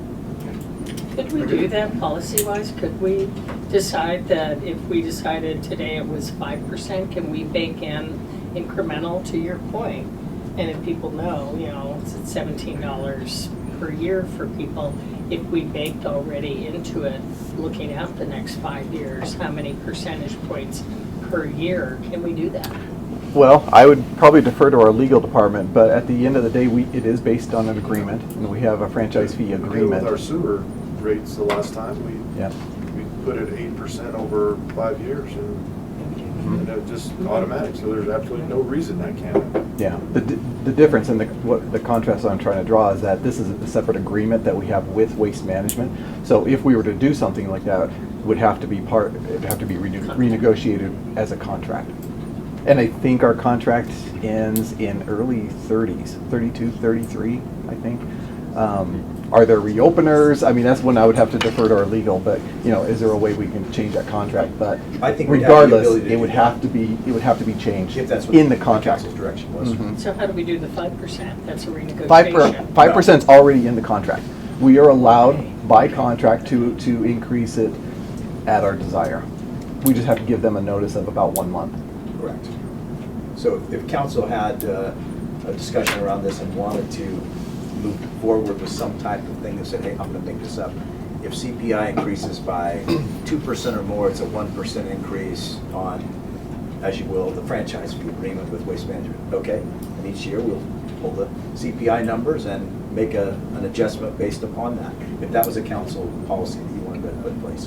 Under the current contract, they're allowed, they being Waste Management, is allowed to increase their fees by CPI every year to a max of 6%. They can't go higher than that. But it does increase every year already tied, and that goes to them. Any increase that we would implement goes right, it just goes straight to the consumer. So meaning by contract, Waste Management can't absorb any of those fees. So they are treated very differently. So if it would be a factor, if we want to renegotiate another CPI, we would just have to realize that there would then be 2 CPI factors, one for the city, one for Waste Management at that point, or just, you know, renegotiate the whole thing. But in full clarity, it's absolutely a pass-through. This will be pass-through. Yep. What about court fees? Are those legislatively done, or? No. How are those set? Those are set by the court. INRS. Yes. I'm glad you're here. Thank you. I guess I'm just thinking out loud. I mean, with the seat tax, I mean, county gets 50%, Spark, or Reno gets near 30, and we get Pittance at 13%, you know, so like, what are we able to do to offset that? And, you know, I mean, I'm just gonna be honest with everyone, $34 a year to bring in revenue to the city, doing what we have to do to provide police, fire, and that's something I'm open to doing. I mean, it's, I know I'm the freshman here, but that is ridiculous to me, 13% of the seat tax, that's what we get. I guess with that being said, you said that the managers have been in conversation about that, talking about doing a study. What would that entail, and is it in the process? Yeah, we're having initial conversations related to the dispersion of those dollars and how it looks. It's very preliminary. I don't know exactly where it's going to go or how it's going to play out, but there's been a willingness to have discussions. And, you know, some of ours have, being overly candid here, have been around, you know, for instance, I'll use fire as an example. If fire is responding 800 times to a certain county facility that we believe falls under their jurisdiction, perhaps there's ways that we can bake that in or have a cost recovery on that front. Same thing with PD and you know, different locations that are maybe county run, but anything that's on the perimeter we're responding to that's a direct correlation to what's occurring there. So it's those types of conversations, and it's been open, but the devil's in the details on some of these as to how we might be able to package it up where it's fair, because again, I'll reiterate what the mayor says, when you're trying to trade money sometimes, it's hard. What would we say if they said we need to take 2% more from Sparks? So we would say no. But that starts the negotiation right there. For sure. We get the two cities against county. Exactly. And it'd be 2-1. Then you could. If we both want, cities Yeah. both want a little more. But then they always have the ability to say no. Some of the initial stuff showed a pretty big switch if you just used very general terms. Reno's would jump into the 40s and ours would jump into the 20s. As an example, if you're just using growth. But that's not realistic. There's no way that type of thing. So how do we take some of that data and figure out what is realistic? What can we do? What does make sense? Because we need Washoe County to be successful. We need Reno to be successful. But at the same time, they need us to be successful as well, because it's all interrelated in some way, shape, or form. And I would agree, but, you know, and it's like with their fire, you know, they have the benefit of levying their own tax there. So that's not a service that the county is directly paying for. And we're barely double digits when it comes to seat tax. You know, I think like we need to, you know, if they're not going to help us out, and the state's not going to help us out, then we need to look at what we got to do within our purview to, frankly, save jobs and provide the service that you were sitting here telling me we're a service industry. So that's something you know. I'm sure anyone in this room is want to pay another $34 a year for waste management if it saves people's jobs. Other thoughts or comments on Jeff's portion before we go to Allison? Fun stuff. Yep. All right, thank you.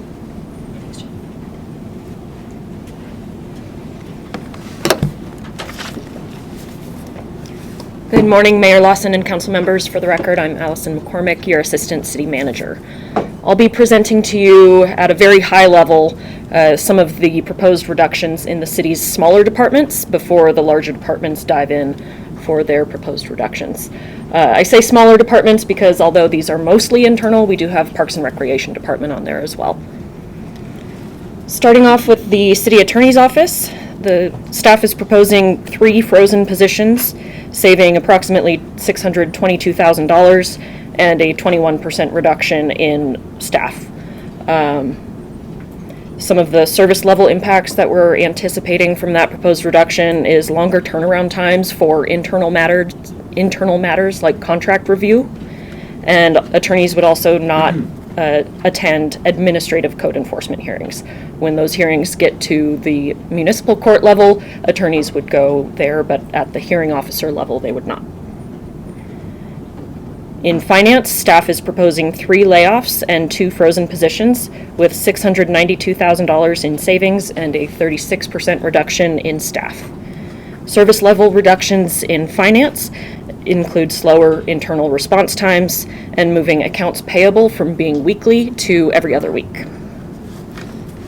In human resources, staff is proposing 1 layoff and 1 frozen position with a $267,000 reduction and a 25% reduction in staff levels. Response times, like the other 2 departments I've mentioned already, response times would be delayed from these reductions. Most directly obvious would be an estimated 40-day delay in recruitments. Currently, civil service recruitments average 120 days from requisition to having a person in the chair. That would become approximately 160 days.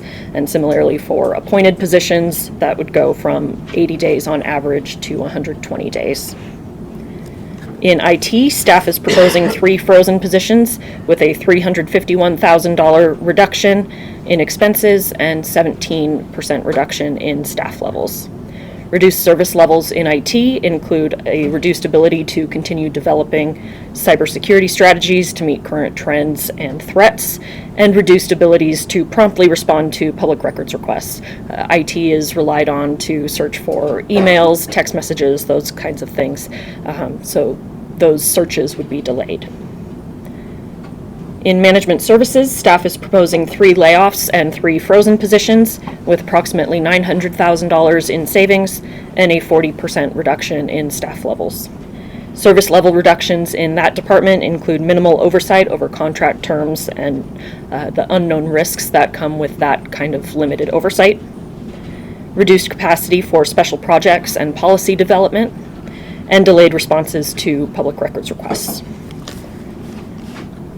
In the Parks and Recreation Department, staff is proposing to freeze 5 positions, saving $609,000 and a 31% reduction in staff.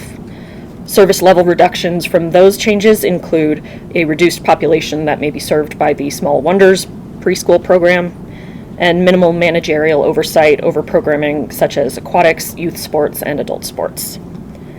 In total, staff is proposing a $3.4 million payroll deduction and a 28% staff reduction from these smaller departments. I am happy to answer any questions, or I can hand things off. On Parks and Rec, when you talked about the Small Wonders program, go over again, is it reduced staffing, reduced slots for the programs? Programs will continue, but will there be fewer slots? Are we looking at increasing fees there for Small Wonders? Address that? Nancy can do a deeper dive if you would like, but we are looking at increasing fees across most, if not all, Parks and Recreation programming. She'll have that presented to you at some point in the near-ish future.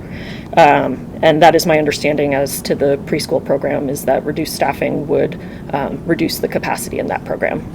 And Nancy's nodding at me. Do we have difference in numbers?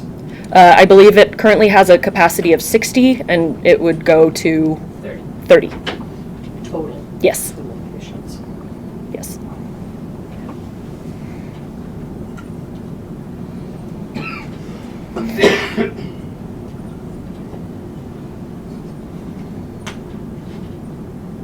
If there are no further questions, I can hand things off to Chief Crawforth.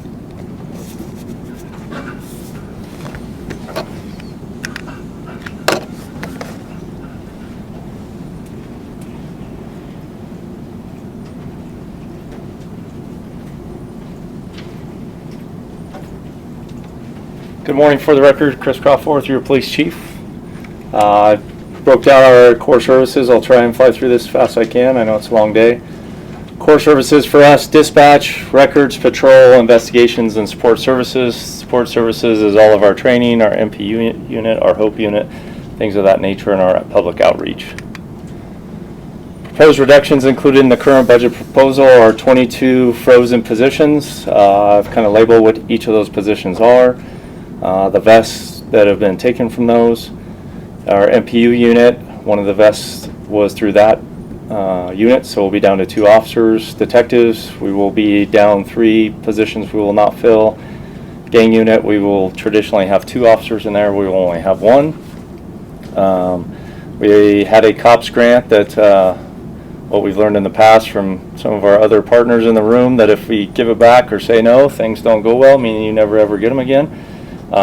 We have transferred the 5 cadets currently in the academy onto that grant, so some of what they're being paid is being paid through the federal government for the next few years. We will create the team to meet the needs and requirements of the grant starting in the fall, which is a lot of the retail theft, and dedicated more full-time to that. I have moved around. I've had a lot of vacant positions. So you know, the simple thing for us is I am not proposing any layoffs in the police department. However, as you can see, 15 officer positions are permanently frozen. That is equal to my 3 detectives, and we have 6 shifts, as I think you're all aware. 2 days, 2 swings, 2 graves. That is essentially removing 2 officers from every single one of those shifts. So increased call times. Our supervisors have all been told from this point forward that it is upon them to make a decision on calls for service that we're responding to at the lower level, on top of just not getting there as quickly as we have in the past. With that, we will probably have some anxiety from some people in the city that are frustrated that we're either not coming or we're going to force them onto online reports. I have 6 part-time positions that have helped us a ton. You can see what they do. I have 3 part-time dispatchers that have really helped us out a lot. Effective the end of the fiscal year, so in June they will be leaving us. Records, I have 1 that has really kept us up in our short staffing there. She will be leaving us. I have a backgrounds investigator and someone working cold cases, so this will all transfer to detectives and their supervisors, and there's the savings on that. Due to being down 15 officers that I don't see coming back for the next 3 to 4 years, I have 4 vehicles that were supposed to be replaced this year that we're not replacing, and I'm taking them out of the complement permanently. So as we add in the future, then we can start adding cars. As you're aware, on the patrol side, we staff 2 officers to each car, so those cars are running pretty much nonstop. Supplies and service reductions, I've removed $329,000 out of our things, so that is down to kind of the nitty-gritty for us, the bare bones. Capital improvement, as you know, we had a officer-involved shooting at our station out front a couple years ago. We had a plan on there for redoing the gates and really finishing up some of our security around the building, and we have removed that. So we will just maintain with our chain link fence that we got going. Total reductions that I am proposing is $4.889 million. This current fiscal year, we ran 7 positions frozen permanently. That is not in addition to what I just have carried some of those forward. We also reduced $213,000. The sheriff and I had a conversation, and we have made the crime lab 1 bill. It's been reduced by $50,000 this year and structured for this FY26. That'll be coming to a city council meeting near you in the future. So that is conversations that are ongoing with crime lab in general, but that's helped a little bit. This current fiscal year, you may all remember that through some of the ARPA funding, we were going to build a training building in the back lot. I scrapped that, trying to hope we weren't going to be here this year, so that $1.5 million was underfunded in our CIP this current fiscal year, so that is a gone that I don't foresee ever coming again. Dispatch, the good news about dispatch is we're actually in a really good spot. This does include with eventually some frozen positions, 2 frozen dispatchers and a supervisor. I have 1 more leaving us. The good news is we have 8 in training right now, so they are all doing very well, and that will get us to a point that we will be better than we've been in the last 4 years. So I don't see any service reductions for them. Records department, I lost 2 supervisors that were critical to me, as well as the part-time person, so that is just going to take some management moving there. Overall, running through some of the federal and state compliance things that we are mandated to do. NIBRS reporting is really all our crimes that we have to report to the state that goes to the federal government. And you can see the times that we're doing court seal orders, subpoenas from the courts and the different attorneys' offices, DUI paperwork, approval of our police assistant paperwork, We are spending a significant amount of time, as Rich had alluded to earlier, on our Hexagon CAD RMS project. That is massive for all of public safety. That will actually get us a little bit of time back if it does actually go live in September, but I know there'll be a year's worth of headaches in between. That's what we're used to with technology. So, and then they oversee our volunteer program, and they're spending about 4 hours a week doing that, the supervisors. Any future reductions to my supervisors, I would cancel our volunteer program and close the front desk a lot more. That's what I would have to do. This is our non-supervisory and records. This is the breakdown of what they are pretty much doing every day. As you can see, as you've heard a lot, our public records requests are absolutely out of control. So, and then when you look at the video reviews, that's 436 video reviews so far in this fiscal year, and that is handled by 3 evidence techs. That is a lot. That is essentially most of what they're doing all the time. Some of the other things that we do, just kind of letting you read through some of that. Obviously, processing all of our casework is the big part. Future reductions would reduce hours in our ID section, which is a lot of, as you're aware, our licenses come through my office, alcohol licenses, things of that nature. And then our public records requests, we're already right on the tipping point where the majority of them, we're telling most of our people that we're not going to be getting to them in the time that's prescribed. We're going to need more time. Patrol, I'll let you read and digest that a little bit. We break down our calls for service into priorities. This is not everything. This is kind of the overview of each category. 4s and 5s are, for the most part, there's some things that we need to get to at some point, as you can tell. But there are some nice to haves that will absolutely drive your citizens nuts. If we have a party call and we say we're not coming, I'm guessing I know where the next phone call is going. So that is the things that are coming if we don't. As I stated, right now, with how short we are right now, we're allowing the supervisors to determine what we're not going to. So some of that is going to not happen right now. They're going to be party call at 1 in the morning, and we are going to have so many priority 1s, 2s, and 3s that we're not going at all. So that's just where we're at. I've looked at a lot of calls for service. We did shift change today. Specifically, one of the ones, may have seen in the paper recently, I've reduced our graveyard down to 5 officers on staff. That's related to our calls for service. As I put in there, we, at times during the week, have no calls for service for an hour or 2, which is extremely rare for us, but I have bolstered the other sides. So that is just trying to do the best we can with what we've got. 15 is a big hole for us. Calls for service, they dropped a little bit. We think that's related to 988 possibly, between the last 2 actual calendar years. Cases taken have gone up slightly, and then you can see what is the FBI determines Group A crimes. There's where we're at for kind of the overview on that. Future reductions in patrol, which is really our next step, is that we just don't go to 4s and 5s at all. We just go to life-saving things, and then if we can get to you for your paperwork stuff, essentially if your house gets broke into or your business gets broke into, we'll get there at some point, but I can't guarantee you anything. It'll be on our slowest times. Right now we have, you can kind of see we do it a little bit different than our brothers and sisters in fire, but on average our response to priority 1, so your life critical things, less than 10 minutes. We are actually there much faster than the 10-minute, but that's what we use for the most part. And then you would just obviously, as you would expect, things will increase. We're just not going to get there as fast. So, investigations. I told you that we are effective today, understaffed in detectives by 3. We have made the direction and move that any financial crimes of $5,000 or less will not be investigated. Period.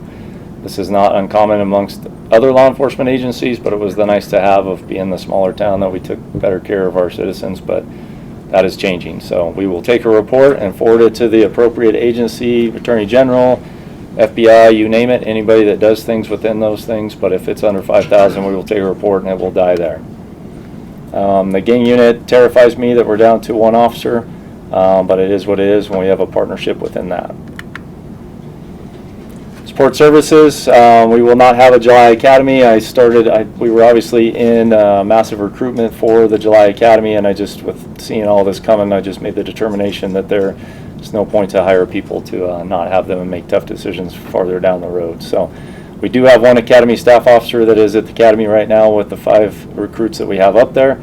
Come July, that person will start transferring about half their time into patrol to help fill our day shift patrol.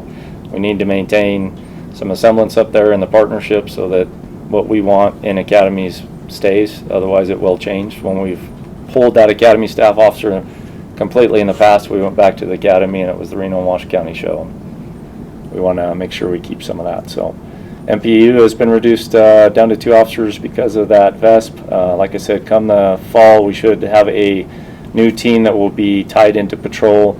They'll be dedicated to the retail theft operations, but the MPU team and the rest of our support services is going through all the community events we do, and you will see a reduction of those. We just won't be as many. We can't continue to do that. So, and then obviously we have a pretty good community response program related to especially apartment complexes in high call volume areas.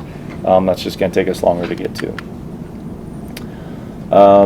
As you've heard from me and you'll hear from Walt, I'm sure that No Academy has an impact for 12 months.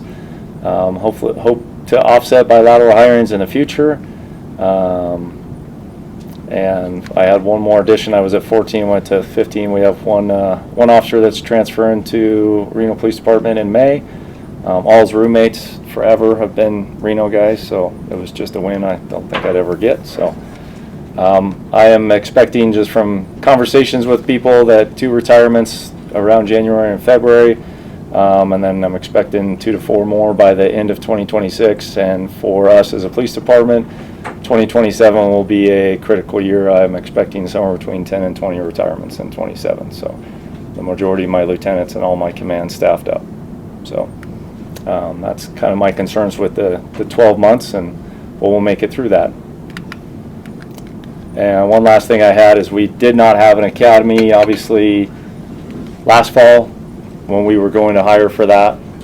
We were overstaffed by 1, but between people not being successful in our program, retirements, the VESP, things like that, we got to from a +1 to a -15 in a big hurry. So, but that is the overview and the quick down and dirty for me. Any questions?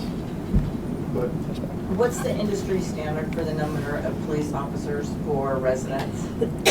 So it is 1 per 1,000 is the actual standard. It's something the FBI does. Or sorry, let me back up. It's 2 per 1,000. However, the majority of police agencies are east of the Mississippi, more than 60% of them.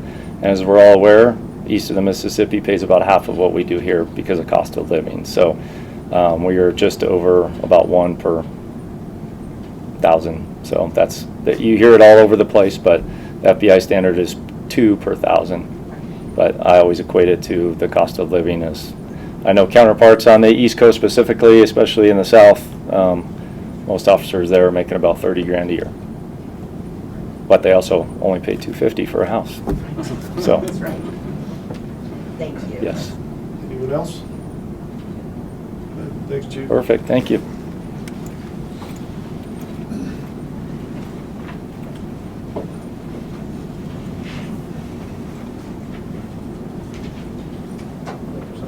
It's up there.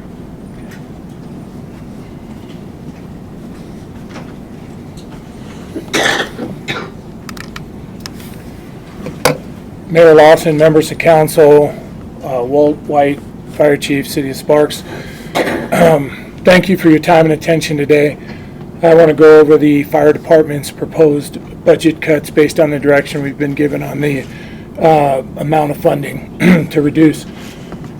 The fire department provides 5 essential services: fire suppression, both structural and wildland, emergency medical services, both scene and transport now, hazardous materials mitigation, of which we're part of a regional triad, technical rescue, which includes vehicle extrication as well as water rescue, as well as over the bank or low angle or high angle rescue, community risk reduction, which includes our plan review, prevention inspections, emergency management, and fire investigations. And currently the fire department represents 25-26% of the general fund budget. Positions. In order to achieve the savings that we're looking at to put the city's budget on a better trajectory, we're proposing the freezing of 5 positions.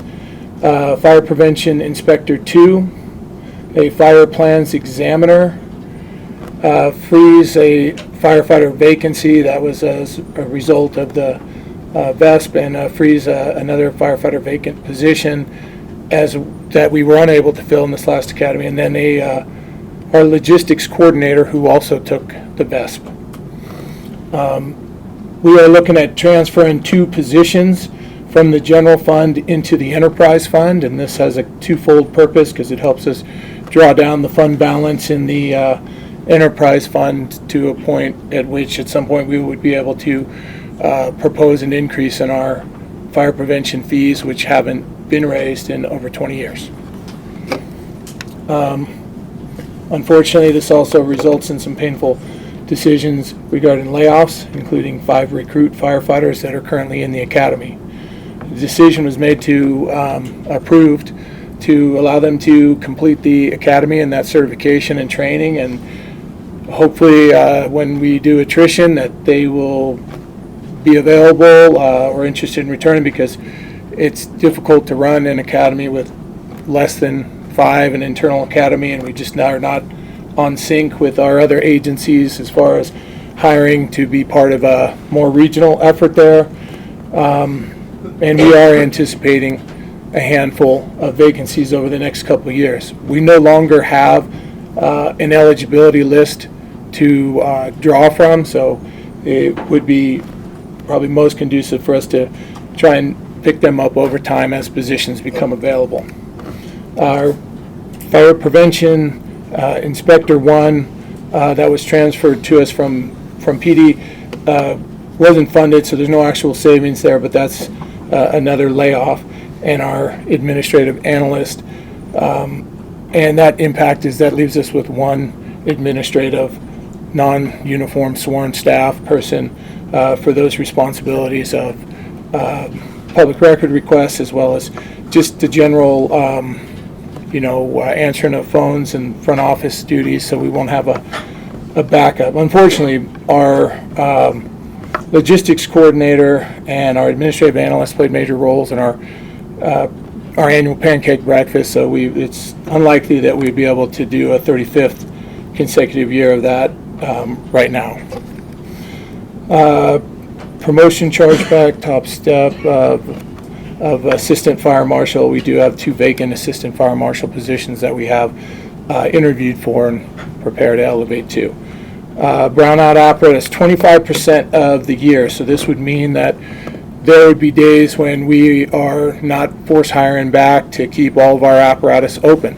Unfortunately, we wouldn't be able to do that consistently over the course of a year, because there are certain months, in particular July, August, September, where we have high temperatures, low relative humidity, and strong winds, that it wouldn't be prudent to down staff on those days, so it would have to be done other parts of the year when those conditions are not present.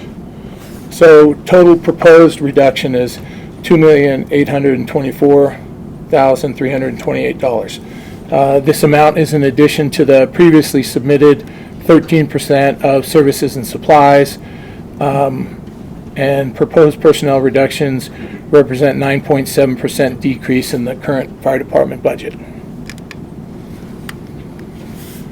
So freeze of the Fire Prevention 2 and the Plans Examiner position. The impacts to the core services are staffing levels will return to the same level that we have been running since 2021. Assistant Fire Marshal will continue to do plans in addition to their new responsibilities. Department will continue to be unable to meet the demands of routine inspections. Department will continue to have delayed response to community complaints, negative impacts on succession planning, and negative impacts on ability to investigate fires. Freezing the 2 firefighter positions, current vacancies, entry and top step, impact to core services, So shrinking labor pool, increased overtime, force hire, of which we're currently waiting on an arbitration on a force hire grievance. Increased potential for brownouts. Recruitment takes approximately 4 months, so from announcement, testing, interviews, backgrounds, medical, and polygraph. So that would, when we do get back to hiring, there'd be a lag. It's roughly 1 year from when somebody is hired until they become part of regular staffing due to training requirements. Freezing logistics coordinator. This position was just created in 2023. Previous to that, members of the department had stepped up in addition to their regular assignments to kind of fill a lot of those roles and responsibilities, and we'll be looking to go back to that practice. Impacts on core services, fire suppression, EMS, hazardous materials, technical water rescue. All logistical support will fall back. We were able to make, a technological advance with the purchase of vending machines to resupply controlled narcotics that are needed on for our crews, our ALS crews, and that will reduce some of the demand on the BCs as well. So just some typical delays in purchasing, maintenance, and repair. The transfer of the 2 fire prevention personnel to the enterprise fund. Impacts there would be none. They'd continue to do their regular duties, but they'd be paid for out of the enterprise fund rather than the general fund. These firefighters, as I mentioned, are currently in the academy. They started 3/11. They're getting ready tomorrow to begin week 5 of that process. So they would be actually done in June of 27th. So continue to force hire. Station 6 we're looking at creative options on how we can make that station operational in lieu of this staffing. So there's only opportunities, no guarantees that we don't lose them to other jobs, or that we don't, we don't have other vacancies due to personnel going to other agencies. Recruitment takes approximately 4 months. We went over that. It takes 1 year total to bring them online as regular staffing. So, as I mentioned, the layoff of the administrative assistant. Fire department will just have 1 person left for the administrative roles. So it'll delay or reduction in community engagement, delays in scheduling of or contracts with inspections, no department backup for records request, no backup for payroll, and no dedicated positions for community risk reduction data collection. Layoff of Fire Inspector 1, there's no savings there. The position was transferred last year. It wasn't funded, so there's no reduced savings there. It's just a position we couldn't fund if we fill those assistant fire marshal positions. Impacts to core services.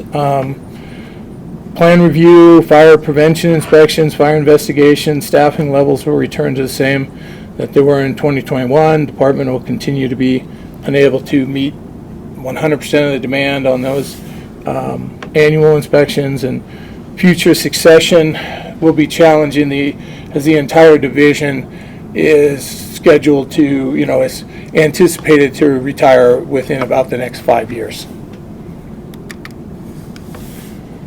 So the reduction of suppression overtime budget, 25% or 500,000. So the fiscal year budget was 1.9.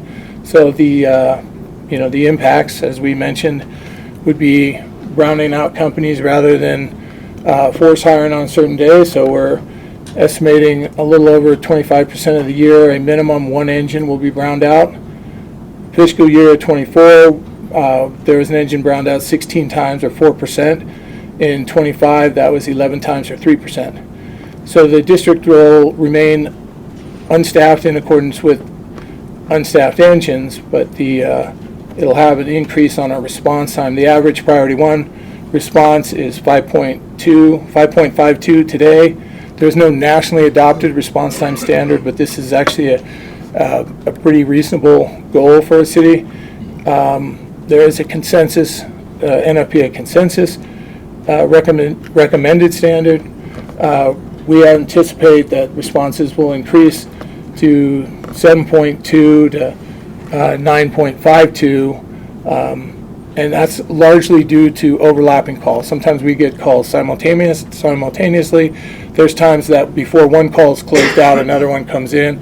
So you may get the response not from that district, but from the neighboring district. So it will, further increase our reliance on our allied agencies as well. So it's going to probably reduce our potential to go to the lower acuity calls. As the city manager had mentioned, we've got a facility now that we're responding to roughly 3 times a day.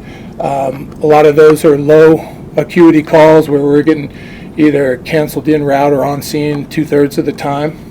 But each time it's an impact of starting the engine, the fuel, the time, commitment. So we'll have to look at having the conversations on reducing our response to the lower acuity service calls. Water leaks, gas leaks, lockouts. There was 150 of those in last fiscal year.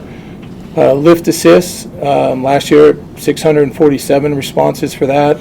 Smoke detector issues, 100 responses. Public assists, 107 responses. And alarm activations, but we also are proposing a false alarm fee that hopefully will be coming to council. It's not much of a revenue generator, but more of an incentive for those people with systems that have not been maintained to get them better maintained to reduce that impact on our services. Oh, and those are the highlights for the reductions proposed for fire. I'd be happy to answer any questions you may have. Questions? Go ahead. I'm going to ask you the same thing I asked the police chief. What is the minimum, what is the industry standard for, I guess, 1,000 people? I don't know, Chief Jacobus, if the NFPA has an actual number, because it's varies based on, it's more based on fractile response times in rural, urban, or suburban areas. But I know we put something in our strategic plan about emerging suburban areas, about when we want to add services. Kevin Jacobus, Chief of the Record. One of the things that NFPA really tries to look at is take the mic. Once an engine gets a certain number of calls per year, you need to augment that engine because the engine becomes, I don't want to say unreliable is not the right word, but it's kind of unreliable. They're wrapped up either consuming calls, training, or they also have to have downtime. You can't run somebody 48 hours nonstop. So that number is about 2,500 calls. Once you get that metric, you need to start looking at putting another rig in service.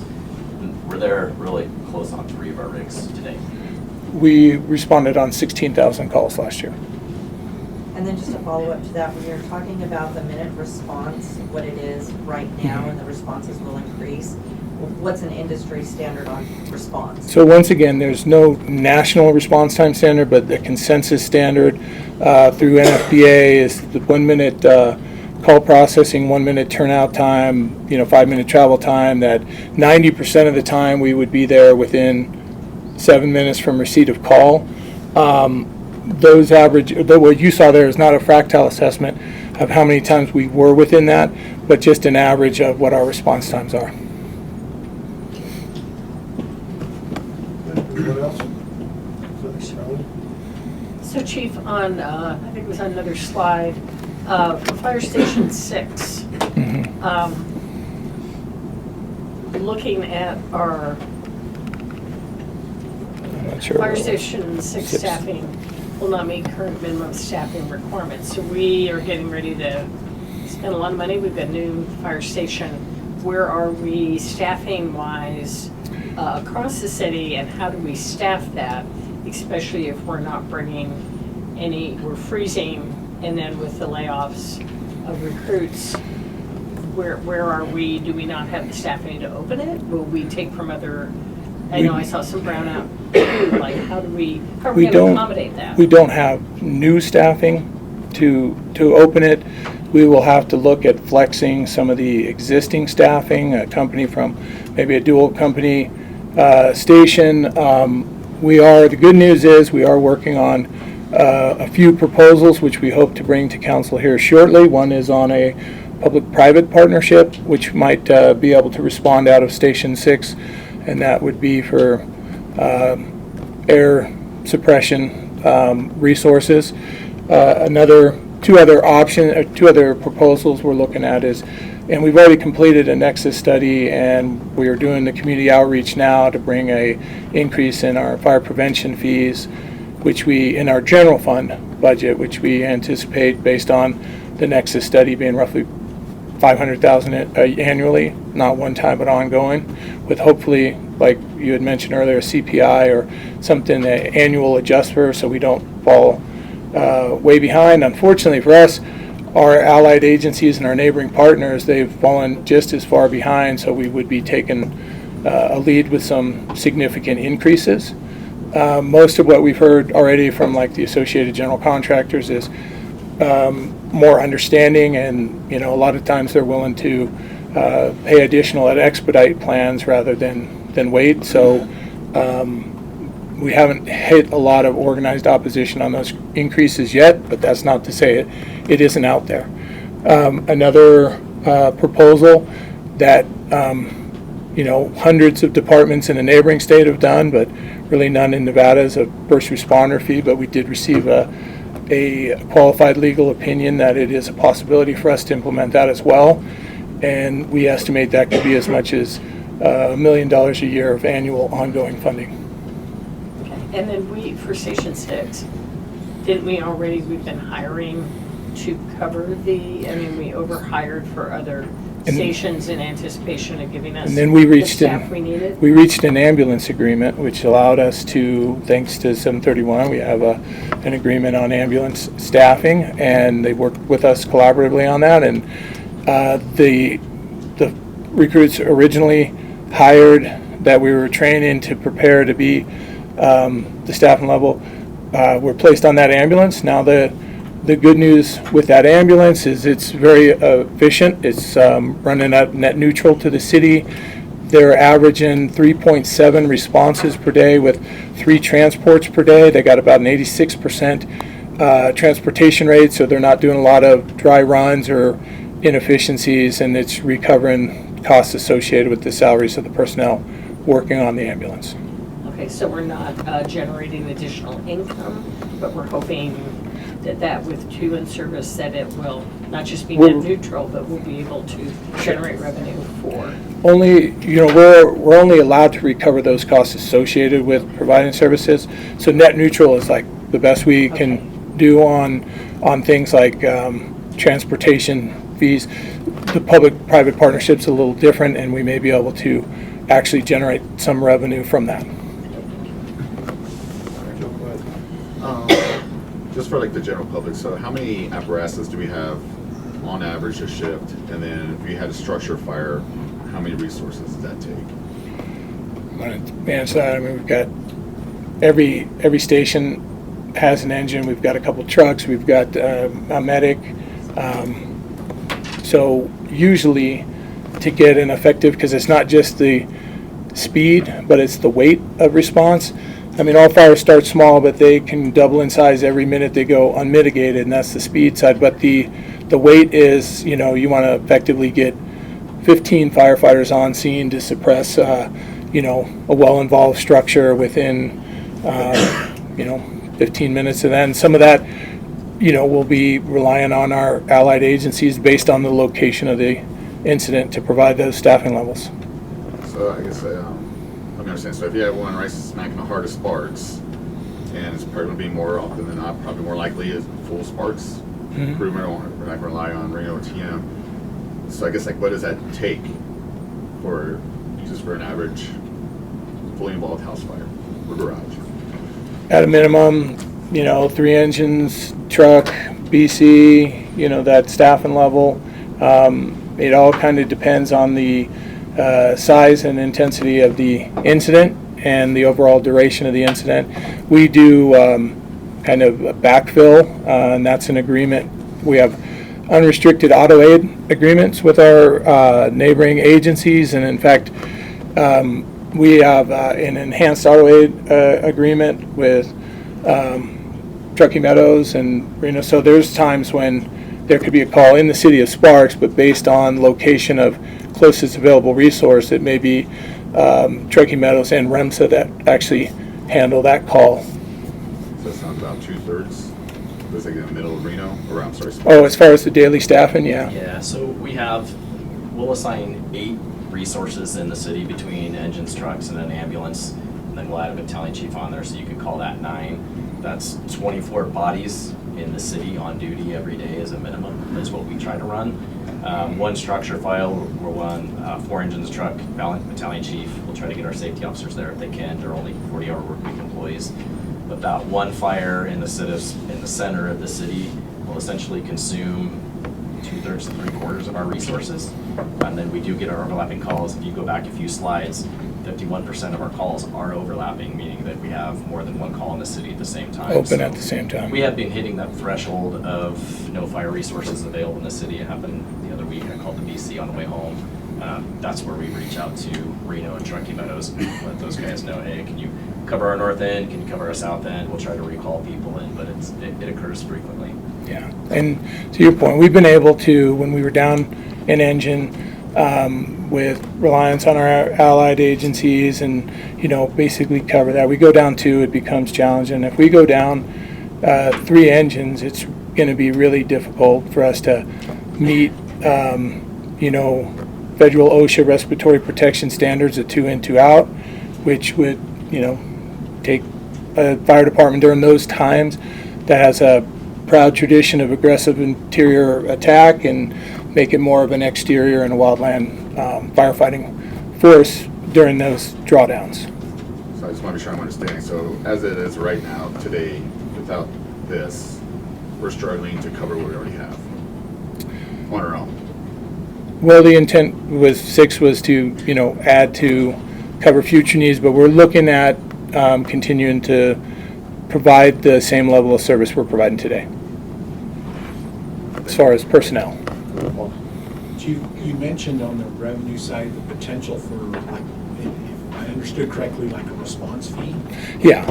And so if we were to head down that direction, and it's doable, if I understood correctly, you're thinking that it would basically offset these 5 positions. And if that's the case, then how long would it take to implement if indeed it's something that could be done? Theoretically, you're right, and if there's a lot of detail I need to provide, and if it went to council and it got approved, could be implemented fairly quickly because it would just require council to basically pass a resolution authorizing it, and we already have a biller for our transport side that has informed us that they could take on those responsibilities as well. And they're under contract. So if I may, from what I heard, we'd be the only ones in this region doing it? I believe the only one's in Nevada. Okay, so even better, yeah. And so then on the other side of it, what would it look like? So who would receive this and how would it look? You're okay with me sharing? So first responder fee, how it works is essentially if our crews respond and do a patient assessment, provide some initial stabilization of that patient, but we are not the transport provider. Right now, 1,000% of cost recovery is tied to transportation. You pay thousands of dollars to be transported by ambulance, you get admitted to the hospital, you pay tens of thousands of dollars to the hospital for that stay. But we are eligible per the legal opinion that I've received, and there's nothing in the Nevada regulatory statutes that prohibits it, and there is authorization in the city charter that allows for it, that they would go out and it would be, we've already done the Nexus study too, so roughly $400 for that response. we would bill to the patient's insurance. It would be kind of, most of the time, business as usual for them unless they're uninsured or underinsured, and we propose a compassionate billing clause so that is something at your direction or managers or authorized designee could evaluate and waive. But for the most part, we're eligible to file these claims with the insurance companies, and historically we haven't.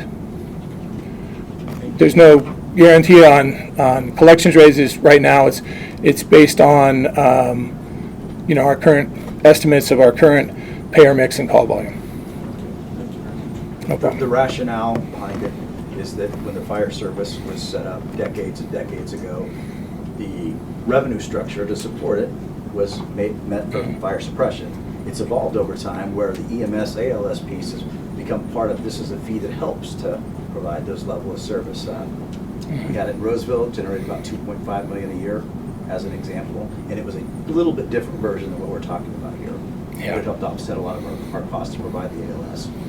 It actually, sorry, but it goes back to the Warren Act that created the 911 system. It says your property taxes will fund fire and rescue services, but they didn't include emergency medical or fire prevention services, and that's why both of those have been fee-for-service aspects of the fire service with these service levels enhancements. So then going back to the timeline, if this is something that we as a body have an appetite for, how long will it take to implement something like that? 90 days? Yeah. Yeah, and it would come in over the course of a year, but yeah, we could probably have one implemented if there's not some organized opposition or, and there's agreement at council, but, or a little premature because they haven't sat down with you and provided you all the information, but essentially, yeah, 90 days. But I appreciate too that you noted, it's not like we're all of a sudden going to see $1 million plopped into our account. Yeah. It's going to be over time that. But it is interesting that basically is the offset. So, thank you. Thank you. Anyone else? Sorry? One more question. So Chief, give me an idea, since we're looking at this slide anyway, on the firefighter layoffs for the academy. Mm-hmm. When do we incur the costs? We're paying for the academy. Give me an idea, because you said it takes all year for them to come online and count towards our minimum staffing. Regular staffing. But Yeah. what is our cost right now? What are we paying? They're in a In the recruit academy category. position. Your cost, You are right. is that what you're asking? Kind of when do we get the bill that we're paying the amount for are we paying right now for the academy? Yes. And then it's different when they come online, and then when they It is complete, different. when they're full-time Yes, online and counting towards our staffing, give me an idea financially what that timeline looks like. The timeline, the academy, we've run several different ones, but this academy is scheduled to graduate like the third week in June.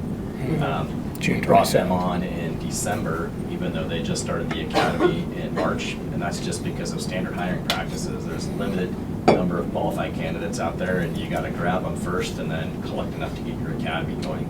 So we have them in the academy right now. So the cost is they're not impacted to daily staffing on the line. They're all 40-hour work week employees. We remove a captain from the line to a 40-hour work week to be their academy instructor.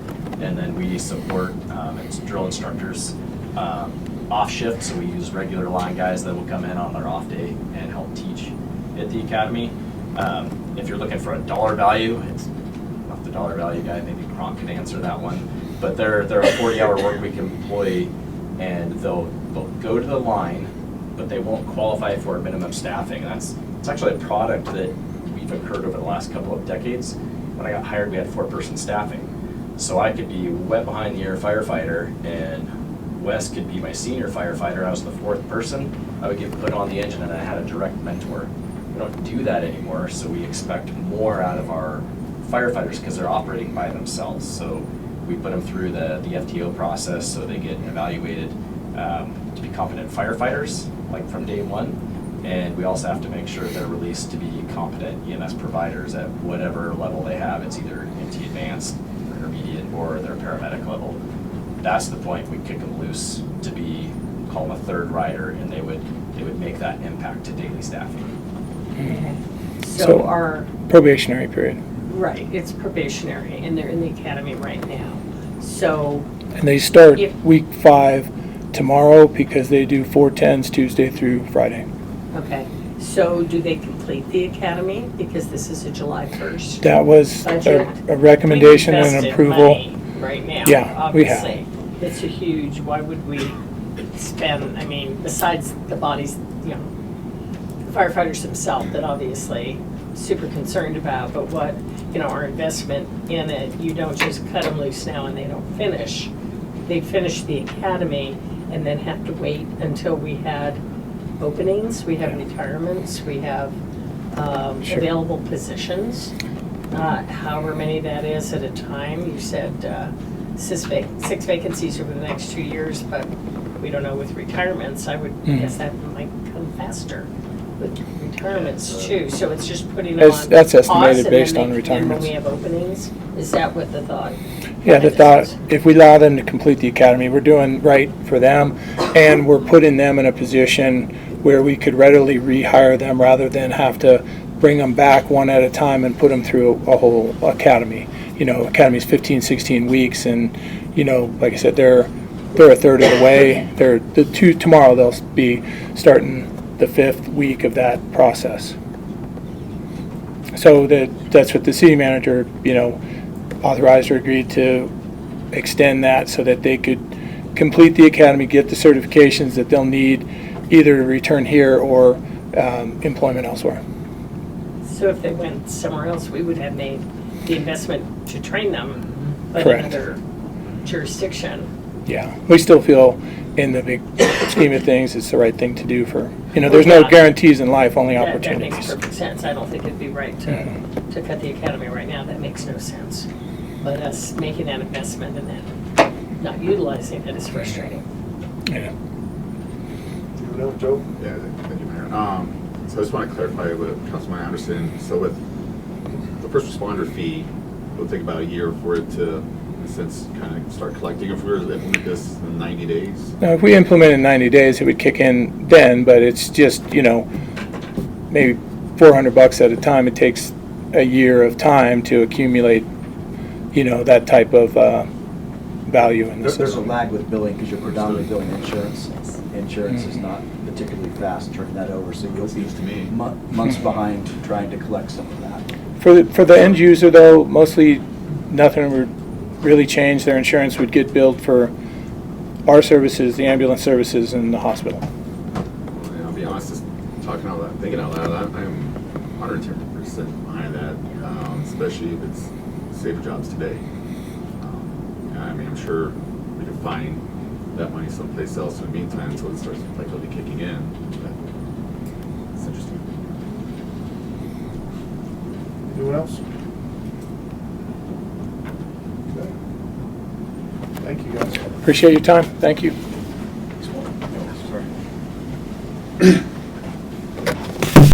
Mr. Mayor, members of council, Michael Drinkwater, Community Services Director. I'm your cleanup hitter, so I'm going to go fast and at least get you to lunchtime, okay? Oops, wrong way. That's, Paul might wither away right here. which way am I? There we go. Okay, so as a reminder, Yeah, lost him already. Community Services Department, general fund only. We're only focusing on the general fund today. There's a lot of other stuff we do, but those are the things we do inside the general fund, which you're painfully aware of, so we'll just move it on. So what are we asking for the 26 budget? Here's what I proposed, of course, what the manager proposed, my recommendations for our cuts. 2.5 FTEs are frozen. That happened in FY25, carrying through FY26. So there's no dollar savings because they weren't funded this year, but we've lost that labor and we'll continue to not have access to that labor. 5 additional frozen positions for you see the numbers on the screen. I won't bore you with them. We have proposed we are going to sever our relationship with the sheriff's office with respect to their work crew. Recall, these are the inmates who come out, who pull weeds and pick up trash and other community appearance items. It's just a matter of It's $110,000, and we're looking for to save money where we can. Similarly, citywide custodial services. We're gonna feel the pain here, but this includes our parks, restrooms, as well as every city building. PD does not include fire stations. I'm sorry, but City Hall, ALF, LDJ.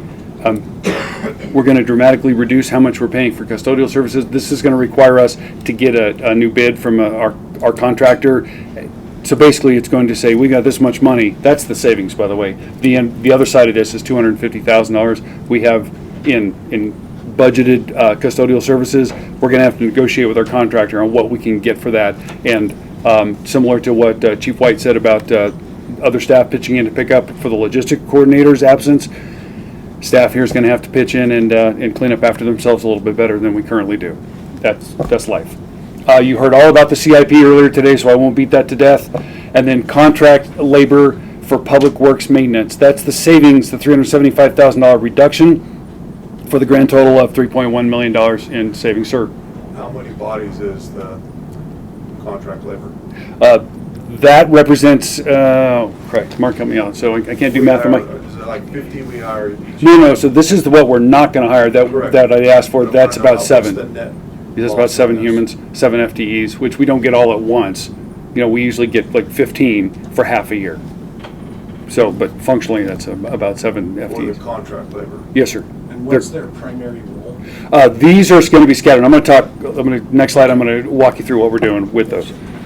So, frozen positions, these are the permanent positions that we froze, largely in public works maintenance. There is one administrative professional that is in the mix, but largely these community parents and parks maintenance positions that are frozen. We haven't had them this year. We're not going to get them next year. We know about the sheriff's work crew, primarily community, the beautification, the weeds, the trash. They also support us when the Hope team goes out to do camp removals. Largely, they were the hands for the community service side, the cleanup team. We're going to have to cover that with permanent. I can jump in there real quick. There's been a change related to sheriff's work crew. As of literally last Thursday, the county manager has agreed that we won't be paying that fee anymore, but we'll still have access to that service. So. Never mind. Good work, Michael. For nothing? All right, there you go. I scared him back. No, thank you. So obviously that disregard. just came up in a meeting I was in last Thursday. Okay. I just talked to you about the reduced custodial services. That's everywhere. That's in the city's parks, restrooms, as well as every facility we own.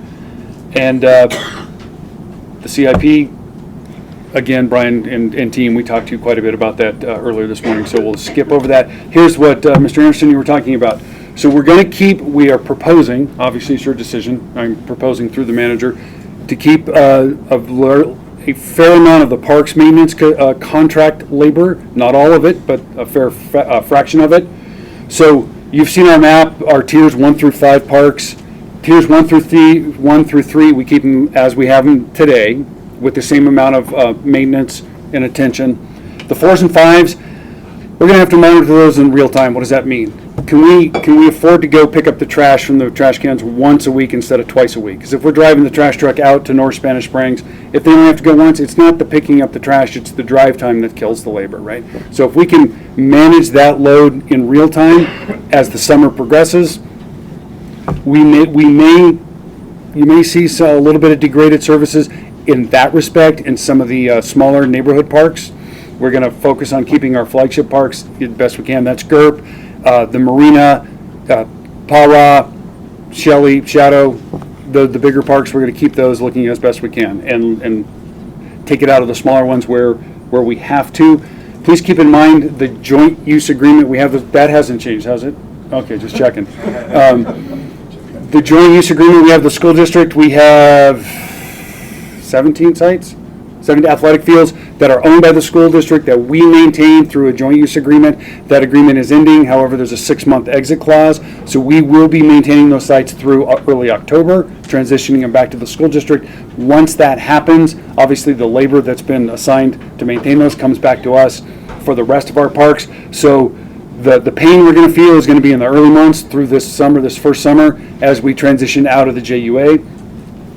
Excuse me. I can promise you though, this summer, weed pulling is going to be few and far between. We're just not going to have the staff to get out. We're going to focus on the parks, which means The weeds along the roads, we'll get to them. Well, now I have the sheriff's work crew back, I'm sorry. So we will have some attention to our roadways, but we're not going to have the crews that we used to have because they're going to be focusing on our park. We will in the winter months, when we spend less time obviously maintaining parks, we'll spend a little more time on the roads, the weeds and whatnot, but you will see a reduction there. Special events, we don't usually use contract labor for special events proper, but we do them on the bookends. For example, if we're having ribs, before the rib event, we use contract labor to clean downtown, then our staff, along with PD and Fire, of course, and Parks and Rec, hold the event, and then when they're done, we send the contract labor back in to clean it a second time. Those bookends, we're not going to have that much labor this year, so we're going to have to do that with our team, with Mark's team, which means we're going to have to balance that with the demands of the regular park system. Okay. How does that affect you if we close Victorian from July 1 until September 15th? That helps on the permanent maintenance side, absolutely. We don't use contractors to close roads, contract labor. We use our team to do that. But that absolutely helps because we're only closing the road and opening at one time in that 10-week period. So that has a positive impact. I'm being a little vague with you, sir, and I don't mean any disrespect, but we haven't done this before, so we're kind of not sure what the impact's going to be. So Mark's going to have to manage in real time with as the situation develops. But the other was, Mr. Anderson, the one where it is going to touch us, we have a contract laborer full-time in the garage who's more of a parts fetcher, a vehicle relocator, if you will, to drive vehicles, either to fetch them from the departments, take them back to PD or wherever, or take a vehicle down to a dealership for warranty work.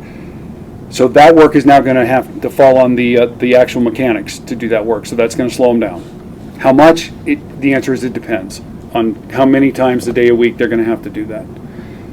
Similarly, our facilities team, we have 3 full-time staff to maintain 39 buildings with the plumbing, the HVAC, the fixing the locks, the doors, all that stuff. We have in the past had one contract laborer assigned to that team to do the less technical stuff, that change the filters in the furnace or unclog the toilet over at Alf or whatever.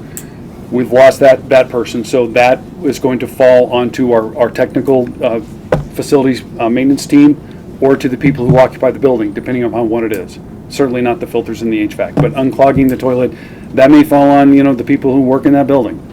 Again, we haven't been here yet. This is the boss said, yeah, he lived this in Henderson back during the Great Recession, and it's just going to require us to be a little more flexible in how we do what our expectation of our responsibilities are. And that's, like I said, I promised you I'd go fast, and I did. All right, questions from the council? I have one. Yes, Michael, ma'am. getting out of that joint agreement with the school district, will that then open up our tier 4 and 5 parks? It'll open up, it'll give us more hands, yes, to get back into those parks, yes. But we won't realize that until probably a year from now. Well, we're not closing them. We said we're just going to, when we struggle with labor, if we have people calling sick, they take vacations, if things happen, we're going to focus on the 1, 2, 3s and spend the time we need in those, and the others may have to suffer a little bit. But by October 2025, we will. Yes, ma'am. That's this calendar year. So we probably won't realize any of this until next year. Yes, ma'am. Correct. Okay, thank you.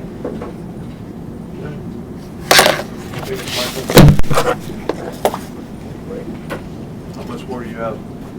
We're going to go back to you guys now for deliberations to give us feedback and thoughts. What happened? What's the pleasure of the council? You want to power through, or do you want to take a 5-minute break? 5-minute break it is. Present to you on where we have tried to position the budget based on all of the feedback that we've heard. This is our opportunity now to hear back from you. What is the pleasure of the council? What would you like us to look further at? What are you comfortable with? And comfortable perhaps is not the right word here because there's a lot of uncomfortable things that we have put in there. But we are looking for direction from you. Jeff has put the slides back up related to our fiscal policies. So we want to turn it over to you for discussion. I'm going to start off by saying I think we need a policy number not sold on 7 yet, but at least publicly seen number 8, that says we raise every fee in the city by the cost of living index. You choose the index, whatever it is, so that we're not getting 10, 15, 20 years down the road where we haven't raised the fee. Thank you. Yeah, and I'd like to see that when we come back for our proposed final budget. Yeah. What we can expect from just that small bit of increase. If that's possible, Jeff. You're looking at me skeptically. Yeah, I don't know if we have enough time to do that, but. Well, give me a ball then. Let's see. I think we can put something in place moving forward. Now, what we need to, the devil's in the details here, we'll dive into that, but I think we can put something forward in place that will give us what you're looking for. I don't know that we'll see it immediately during the next fiscal year. Right. But it'll solve a problem down the road. Yes, further.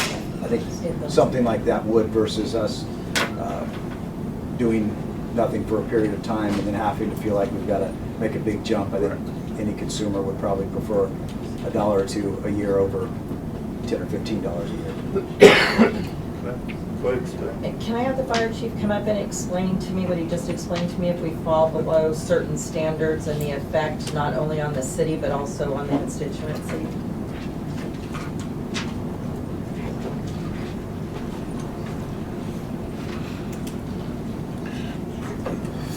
Sure. Well, I mean, this has been one of my concerns, even with the opposition of the regionalization talks, because at a certain point, you know, if your service level continues to deteriorate, then it could negatively impact your ISO, your Insurance Service Organization rating, and that can have a negative impact on insurance rates and even renewals, because you know, we're in that climate right now where insurance companies are really, they're just looking for a reason. And there's no guarantee on any of that, but, you know, if we reduce levels, it naturally could impact our ISO rating.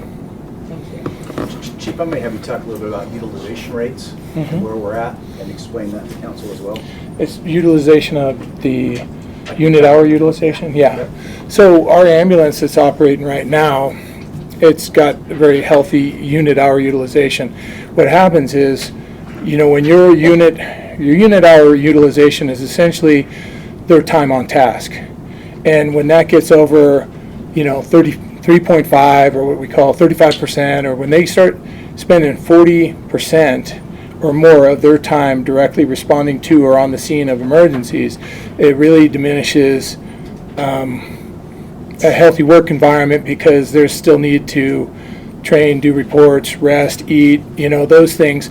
And when, you know, you approach half of their total time on task when they're doing 48-hour shifts being consumed on actual unit hour utilization, then, you know, you're approaching unhealthy levels where you need to add resources. And well, we've got a couple that are close. I don't know if Chief Jacobus is here with those numbers, but we have a couple engines that are getting to those levels. But and some of it's because of, you know, going to one facility 3 times a day, you know, and things that we got to look at how we can more efficiently respond or reduce the total time spent on task from responding to, returning from, on scene of emergencies. Thanks. You got anything else, Diana? I'm good right now. Donald, do you have anything? Is there a way we could pull up the franchise fee waste management Excel formula thing, Bopper? You want to see it on the Yeah, screen? just so we can, obviously I know we talked about residential, the 5% and the 0% increase, but I don't remember what like a commercial business increase would look like. And I don't know, I'm assuming that we're gonna probably get some direction on that today. You just wanna give you a few minutes. Yep. Pull it right up. Thank you, sir. You have anything, Paul? Not right now. Joe? I'll wait for the waste management lead developer. The same thing with Bopper? Well, and I did some calculation. Right now, waste management is 83.88 a quarter, or 336 a year. And that's before the raise that they'll Waste put on. Management just put in, which is roughly about $15. And then we're putting another 17 on there. So that would bring it up to an annual of $367.28. And that covered, what, 80% of the? 85 of It's $1.5 residential. billion. But it's 85% residential. Our current 8% is based, like when theirs goes up, ours goes up too, right? Just because it's their own raise, their own CPI raise, right? Okay. Oh, yeah.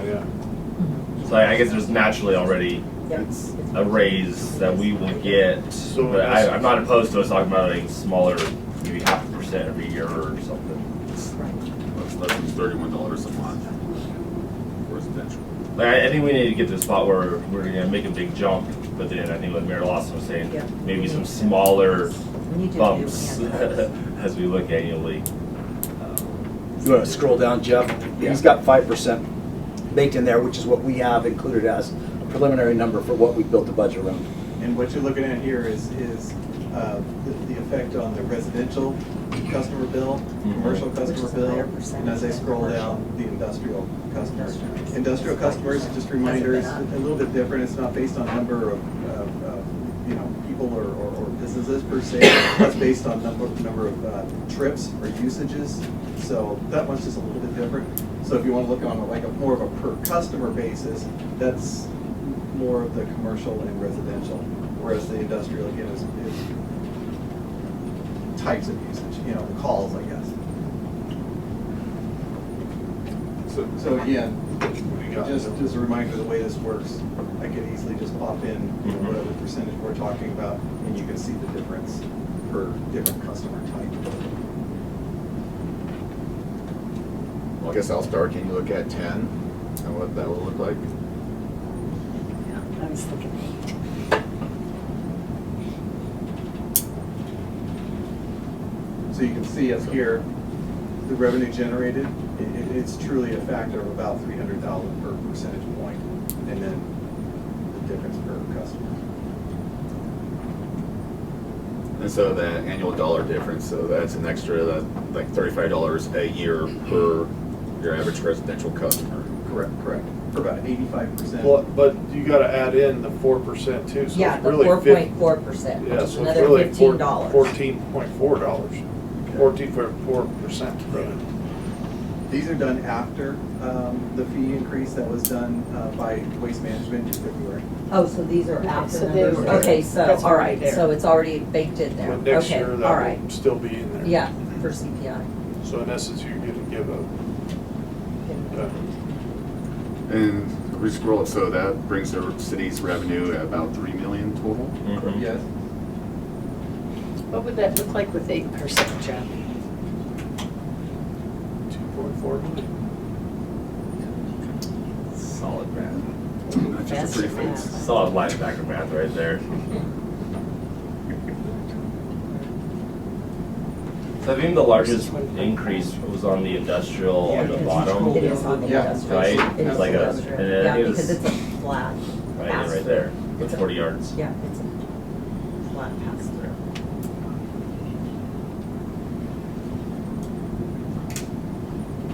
Do we know how many So- industrial businesses we have in the city of Sparks? Listed on the left, 2288. Again, that's not number of customers, that's number of calls, trips, usage. No, that's usage. No, that's usage. No, we don't have that industrial.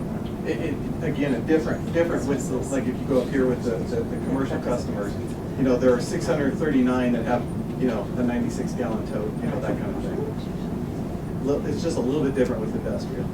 I don't get that, I'm sorry. On the industrial, it's like the 30-yard 2288. How do we get that?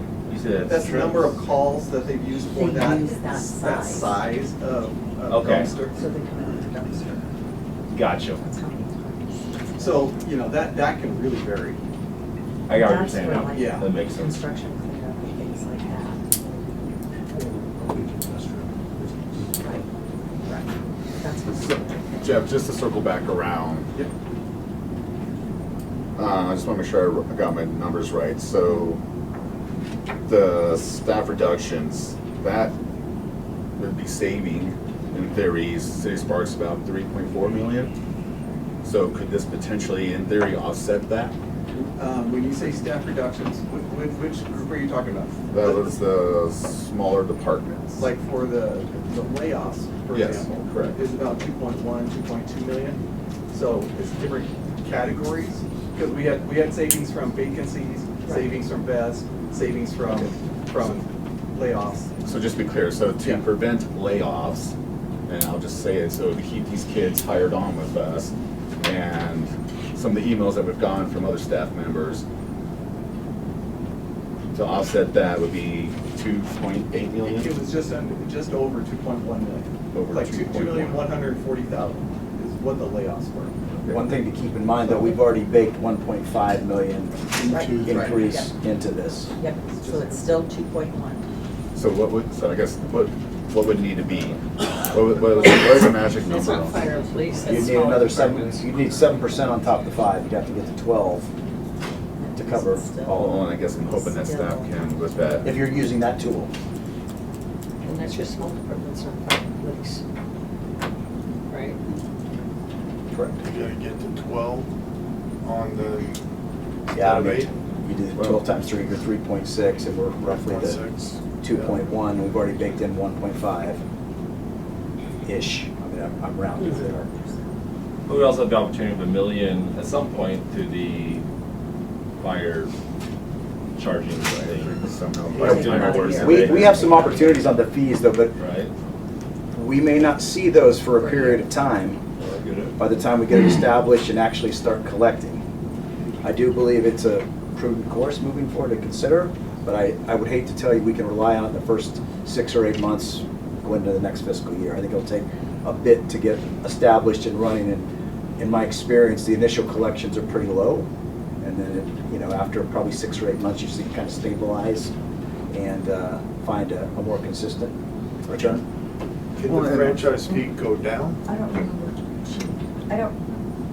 I'm sorry, I don't remember. Can the fire chief, you have it estimated of who's going to take retirement? The answer is yes. Yeah, it's informal because it's. Well, here, you should come up here, please. Oh, sorry. Let us know, so.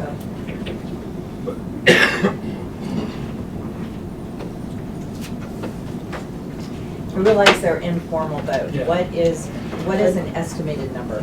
I don't have anything definitively, but Okay. through conversations, roughly 6 positions over the next 2 years Okay. is what we anticipate How retiring. many in this fiscal year? In 26?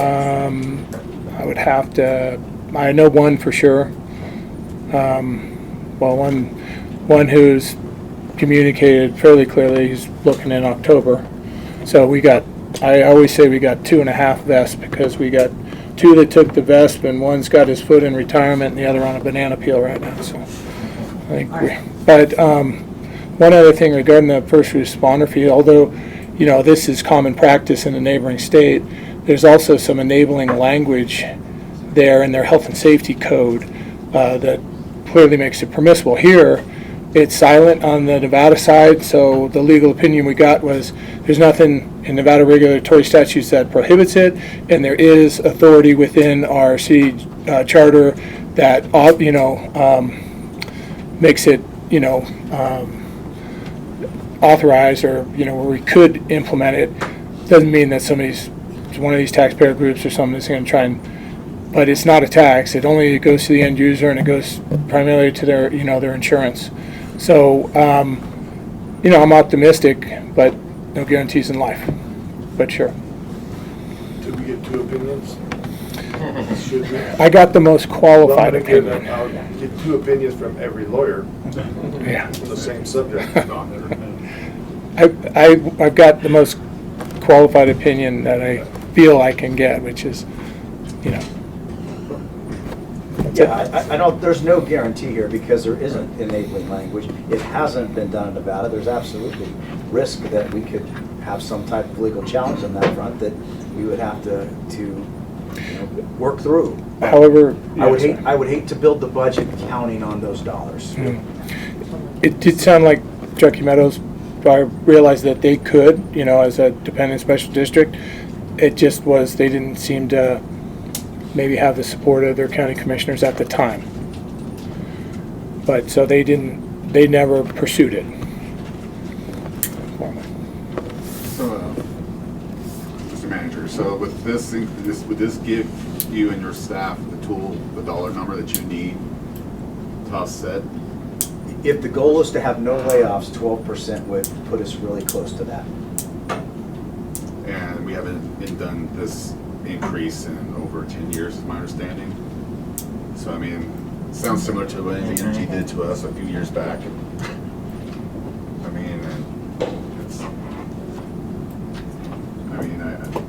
I know it's a rough decision, not an easy decision, but as a new guy, I mean, 13% of C-tax is ridiculous to me. And it just sounds like we, as a governing body, gotta do what we gotta do. And we're not banking on the state helping us. I'm not banking on as much, I love our friends in the county giving us our fair share. I mean, we're working with the very few tools that we have to provide.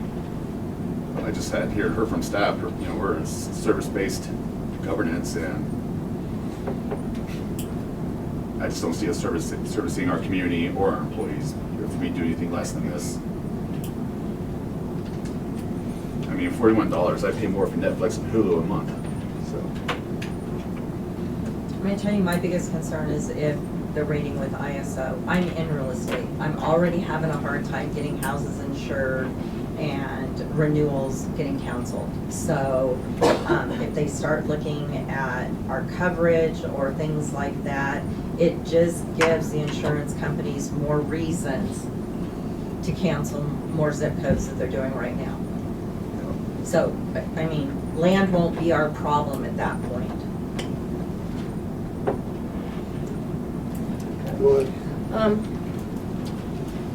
I'm concerned too for the insurance, absolutely, for our coverage, for the investment we're already making, especially with the academy today, and making that full investment and then not having the bodies we need. Opening Station 6, retirements, we don't know what's happening. We don't know what the fire consolidation thing is, still this unknown out there.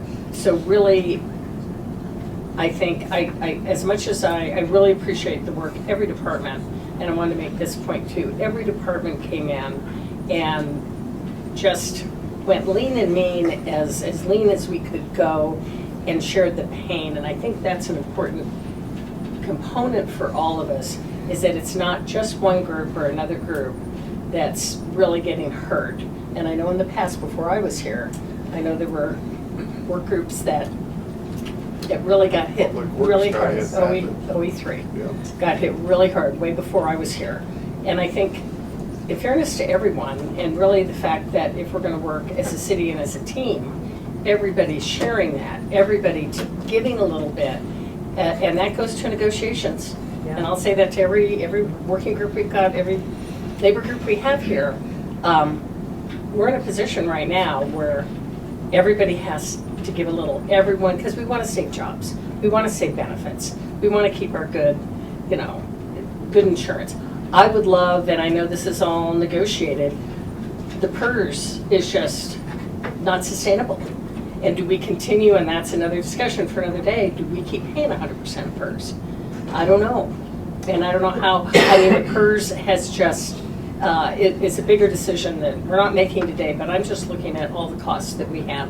But really everyone in this room and watching, and people working for the city, giving some so that we can all maintain as best level as we can, really get through this time, the times we're in right now. I'm the forever optimist things are going to improve and change, but we can't keep doing this deficit that grows and grows exponentially. We just can't do it. So we've got to make harder changes than we have since I've been here. And I was not here for recession. I came in 2014. So I haven't had to go through that 30% cut that the mayor did and some of you in this room did. So I appreciate really what everybody has laid out here. I think even on that franchise fee, even if we went, and you baked in frozen positions and layoffs, which is pretty minimal to get us all the way from 18 million down to 400,000 is remarkable. And I don't like losing anyone, and I think, I don't know if some of those positions can be reclassified, that there's fallback positions for some of those layoffs, but I think the academy really, I'm super concerned because of that investment and knowing we need the fire coverage, especially with the new station opening. And even if we increase that franchise fee, and yet I don't want our residents too, who also, already gas and eggs and, bacon costs for everybody is hurting. So I don't want to burden our residents too much. I mean, an 8% increase in that franchise fee would give us 900,000 more, the 1.5 plus, so if we did the 5% and we just upped it by 3% more, would be 900,000, would it cover at the very least the academy? And if my fellow council members wanted to cover more of those layoffs, and maybe the question that I have for you, Mr. Manager, is of the 14 we're looking at, are there spots and opportunities, fallback positions, or how many physically will be totally out of a job and out the door? I can't answer that definitively, but I can tell you there are options for several. Okay. On that front. Some will, be they're regulated by the bargaining unit that they're in and what the requirements are as tied to those. But some would definitely have options. Some probably wouldn't have options. If I were to estimate, I'd say 2 or 3 would have a home if they so chose, and perhaps even 2 or 3 more than that. But I feel comfortable saying 2 or 3, I believe, would have a home. Okay. And the other point on the first responder fee, I absolutely 100% am. I mean, 100% in that we pursue that. I know we can't bake it into this budget, but as we're looking forward for things that we can generate more revenue and negotiating, I mean, I'm with you. The CTEX proportionment that's there is just not okay. And I, it's a political battle for sure. Unless we got the city, the 2 cities, because the county has the biggest amount of that, and we really truly look at the numbers. Sure. Look at what the proportionate from when they did that per population now gives us an argument that I think is sound, but whether politically we can make that happen. But boy, that's something I'd like to push, because that's just not okay, and that's why we're part of the reason we're in the place we are today. Sure. Well, I think our That's all I've got. thoughts today were to provide you with what some of those service level pieces looked at. And again, to make sure I represent PD as well here. Obviously, Chris was probably a little bit more ahead of it, so he's kind of been saving some positions for his service level reductions, so it has a different feel. But there will be service level reductions if we don't fund some of those positions back too, just so everyone's aware. And that actually goes to my concern that we're talking about 5 recruits, 5 positions, but for it to be equitable across the board for all the departments, that's something that it would totally shift the way that we're looking at everything, to not lean into one department and go, yeah, you get everything you want, but everyone else is going to see pain. So I don't know. I don't know the answer. My only concern with this too is that somehow we build in a backstop, so grandma's not losing her house over $41. That's my bigger concern. And you can also couch this as it can go up to 15% to meet a budget thing. We can also take it down. Say this is just for 1 year. We'll reevaluate it next year. Well, Mr. Mayor, I was concerned about that in our council update. Waste management, like NV Energy and like Tumlock, they do have funds to help with those types of things. My concern is if we're already below levels of 2008 and we've grown, and then we just keep cutting ourselves off at the knees.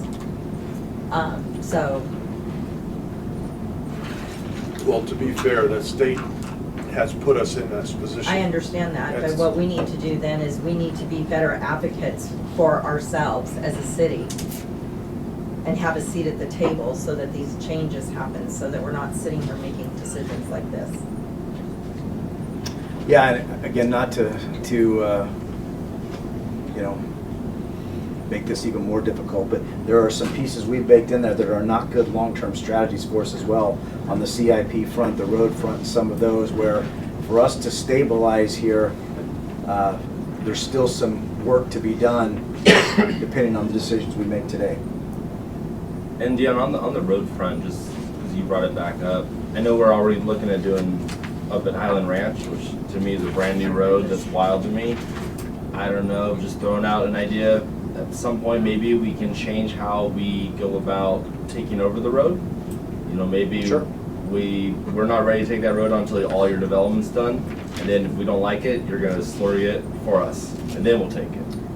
I think that's a great thought. We talked about a lot of different things too on the funding front, and John is gonna, I don't know how he's gone right now, but we're talking about some other mechanisms that we could consider to try to improve the road front, and some of those would, again, involve some, obviously, decision by council, but we're talking about even what else might apply or mechanism might we have to bring funds to bear.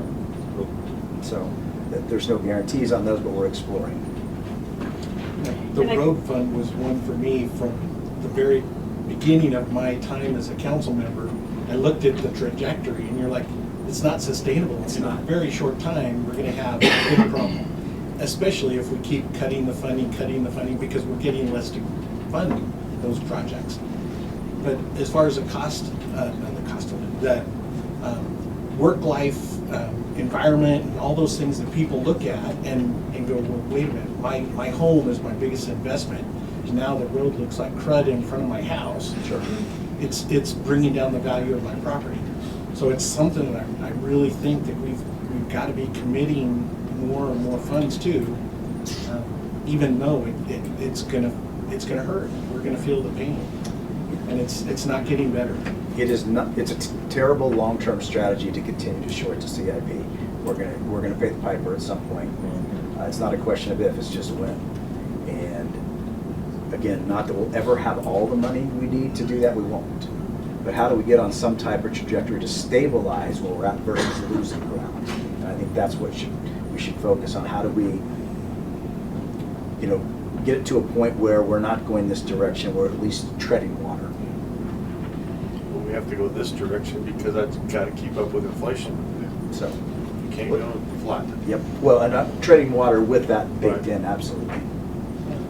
And really another thing, a great concern, because it's the most painful, is how high our personnel costs are. Our policy is 78%, and we've gone as high as 86. And yet, so that is our biggest cost because we are a service provider. That's what we don't, like the mayor says, we don't sell widgets. We provide service. But that percentage of our budget, 86%, is just not sustainable, and the painful reality of that is what we're looking at today, is looking at frozen positions and looking at layoffs that really hurts to do that, but it's the cold, hard reality of when we're not generating and we don't have the means to generate the income that we need, and we, whether it's the state or federally, isn't affecting inflation and PERS and all those things we have no control over. Right. It's put us in the spot that we're in today.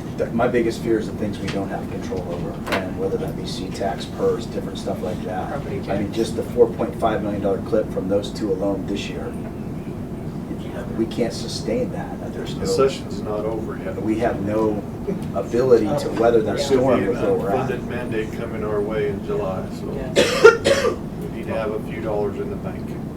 Well, and another thing is we need to allow the police department to open some of those frozen positions. My concern is with tiering public safety, is it only takes a few criminals to find out that this is what we're doing, and them so far. I mean, that's what that's what we provide in the city, is that this is a safe place to live. And if we keep cutting in public safety, or I realize they were the least amount, but the thing is, though, is we're not up to what industry or whatever the standard is for the growth in our community, and we keep growing. And we keep growing, but we keep cutting on our public safety side, so, and our public works side. So the thing is we're cutting that is closest to our constituents, our customer service. I mean, I get it that we're customer service, but we honestly have got to figure out other ways and advocate for other ways. Yeah, so I mean, from our chair, I know you're in a terribly difficult position and not the conversation any of us want to have. We're just looking for direction, and we wanted to bring those service level pieces to you so you understood what we're looking at, what it meant, what we anticipated, so you're able to at least make an informed, albeit difficult decision. So if there's other areas you want us to look at, we can certainly do that. Well, aside from this, or the first responder fee, which you're saying that you don't know if you want to bank on that as of right now, like what other revenue generating options do we have today? Or is this pretty much it?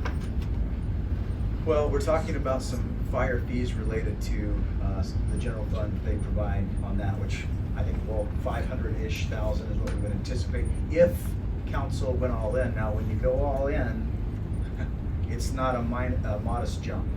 Yeah. So you'd have to be comfortable with that. Walt, do you want to come up? Yeah. I think we'd be talking, and Walt can correct me, Sure, no, triple range on some of those, if not more. Yeah, that'd be correct, because, being it's been 20 years since we've adjusted them, they were, we can only recover those costs associated with the service we're providing. We can't make any money off these. So when we did a Nexus study with Matrix Consulting, they came in and evaluated what it's costing us to deliver the services we're providing today, and we're roughly only recovering 28% of what it's costing us to deliver the service. Now, we're eligible to recover up to 100%, but even if we just conservatively, looked at recovering 90% of what it's costing us, it would be dramatic improvement, hundreds of thousands of dollars. And we're estimating if we went from our current rate to recover what we're eligible for, $500,000 a year. And it's not really one time, it's annualized ongoing funding, but it would be great if it was tied to an annual type of inflator or something like CIP, where it doesn't fall 20 years behind again. Now, I've done this in other departments and other jobs, as well as twice now implemented first responder fees, but in the last time I raised fire prevention fees, it had only been 9 years, and all the surrounding agencies had already raised theirs, so I was catching up. Here, we'd be taking a lead. So on the, especially the fire marshals, you're saying that inspections would go down. Why is that? Well, we just lost, we're anticipating laying off a fire inspector. So, how many fire inspections do we do, and how often do we get out there? Roughly 400 annually. 400 annually between the staff of? Let's see here. 7. We're proposed laying off 2. So. Well, up till now, it's 7. Quick math on that, because we were doing 3 a month. 57. 3 a month? 57. Divided by 7. Yeah, I don't So know. we're doing 3 a month. Those are the mandated ones, and it would be better, we have Pat address these, and I'll get the specific responses, but there are certain types of assemblies, or types of occupancies, like schools, assemblies, we're mandated to inspect annually. And there's others that are just businesses where we are authorized to inspect them. Private residences or federal buildings. Federal buildings, we don't do it all. Private residences are only upon request. But I can get the specific numbers more accurate. I'm giving you some ballpark figures. 7, 3 a month is not the right number. It's more like 57, I believe. But I also believe it's got to be more than 400, I would think. Those are the mandated ones. Yeah. Well, then you got like new construction, new build. Well, that doesn't count any of that. It doesn't count any of the the new. Well, and so I don't want to speak for you, Chief, but correct me if I'm wrong, there's a lot of unfunded mandate things they have to do that's not generating revenue. So like fire investigation, which is required by statute, that's not being compensated. No, and we investigate all fires for determination of cause. And that's, like you're saying, because that's required by statute, and it's the right thing to do, because the intent is to try and prevent or reduce the likelihood of future occurrences through an understanding of how these ones started.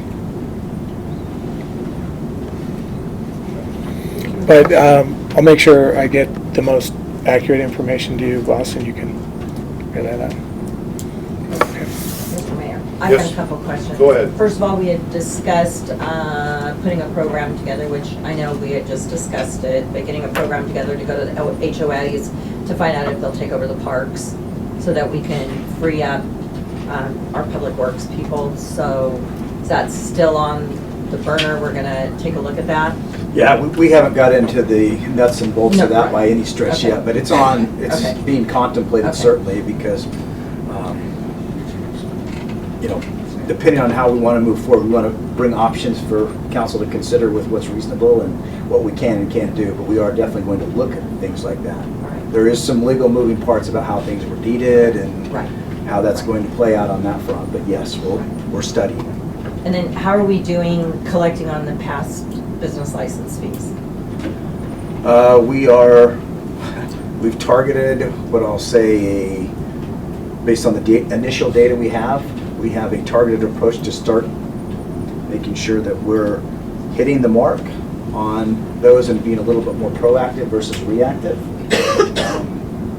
Some of the early data shows that, you know, our collection rate is not what it should be there for business license based on what we have, so we're trying to figure out how do we change the system just a little bit. We're talking about maybe there's some structural pieces we can do, maybe there's ways that we can engage on the front side, because oftentimes it's not necessarily malicious, it's literally just, oh, I didn't even realize we had this and we need to turn it or send it in. So we're talking about trying to leverage data to help us target how we want to go about that. But there's the potential there for, I don't want to say huge money, but a few $100,000 I think is reasonable. And a few $100,000 can save a couple of positions. Sure. So, okay, thank you. Yep. Good. Anyone else? Anything, Paul? What do you want to see for next meeting? Just for our next proposed final budget? But we'll definitely need some direction on how you want us to build it, because when we bring forward the next one, we're close to the real thing at that point. I would say at this time for me, there are a lot of maybes, a lot of what ifs. What if we have a responder fee? What if we have these other programs? You know, even this to a certain extent. You know, what if we raise it 5%, 10%, 20%, whatever? I want to commend the staff and all of the team that has been involved in this. This is not a fun exercise for them. And then likewise, the individuals that have been notified saying, hey, you may not have a job in the future with the city of Sparks. But I appreciate that time and energy that's gone into it. What's been explored are the true numbers as best we can see them. And I really think that we've got to be cautious on how we say, yes, let's save all these positions. Well, now it's just skewed that my department maybe is going to lose, 10%, 20%, and you're not going to feel any of the pain in your department. So I think we really need to be cautious. We can't just say across the board, we're going to save every position. Because again, using as your example of the police department, they've been freezing positions. So really, they're behind the 8 ball as well, because they're, 17 positions behind. So I don't know the answers, but I commend you guys for the work that you put into it.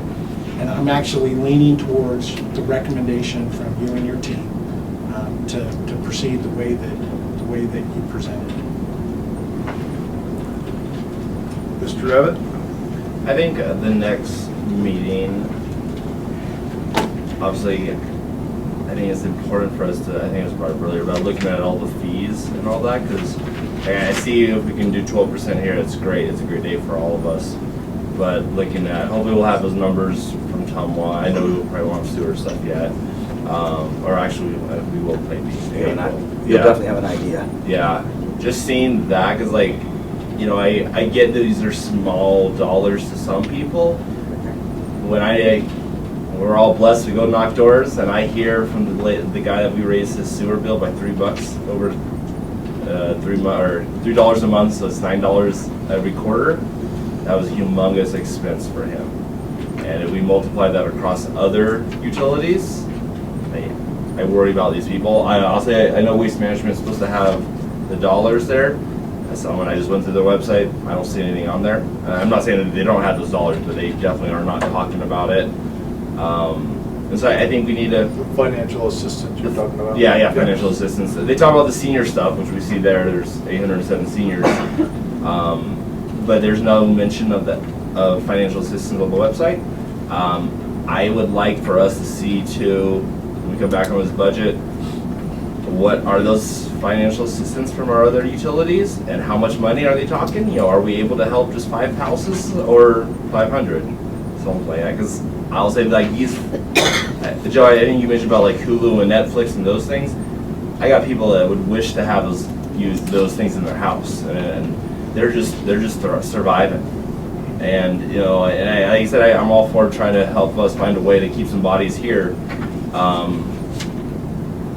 But I'm worried about people being out of a house or making sacrifices to not eat themselves. So I think that's where I'm at. I'm in favor of us raising this. I don't know what that number is right now in my head. We have 5 baked in, so Yeah. we would just need to get some council direction here. So you want that, you want more, you want less? Just give us a starting point and just say 10. Then we can adjust as you tell us what that does and the positions and all. Does that work for the council? Just to give them some direction to start with today. We're already there, aren't we? We're at 5. What is your suggestion? 10. Is you put it at 10. I'm sorry, I heard 5 again, my apologies. So that there's $1.5 million that's already in the budget that we're not seeing. This would add another $1.5 million to go to 10. What do you got? I'm going to echo some of what Councilman Abbott has said. The reason is my husband talks to seniors every day, and no, they don't have Hulu or Netflix, and some of them aren't paying for their medications and everything else. I think we need to be really, really sensitive to those things.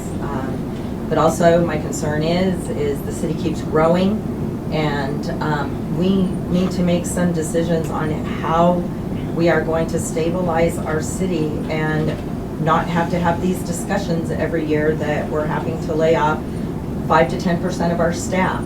I mean, it concerns me about public safety and public works. The tiered system on our public safety concerns me a lot. So I think it's just really, really important that we take.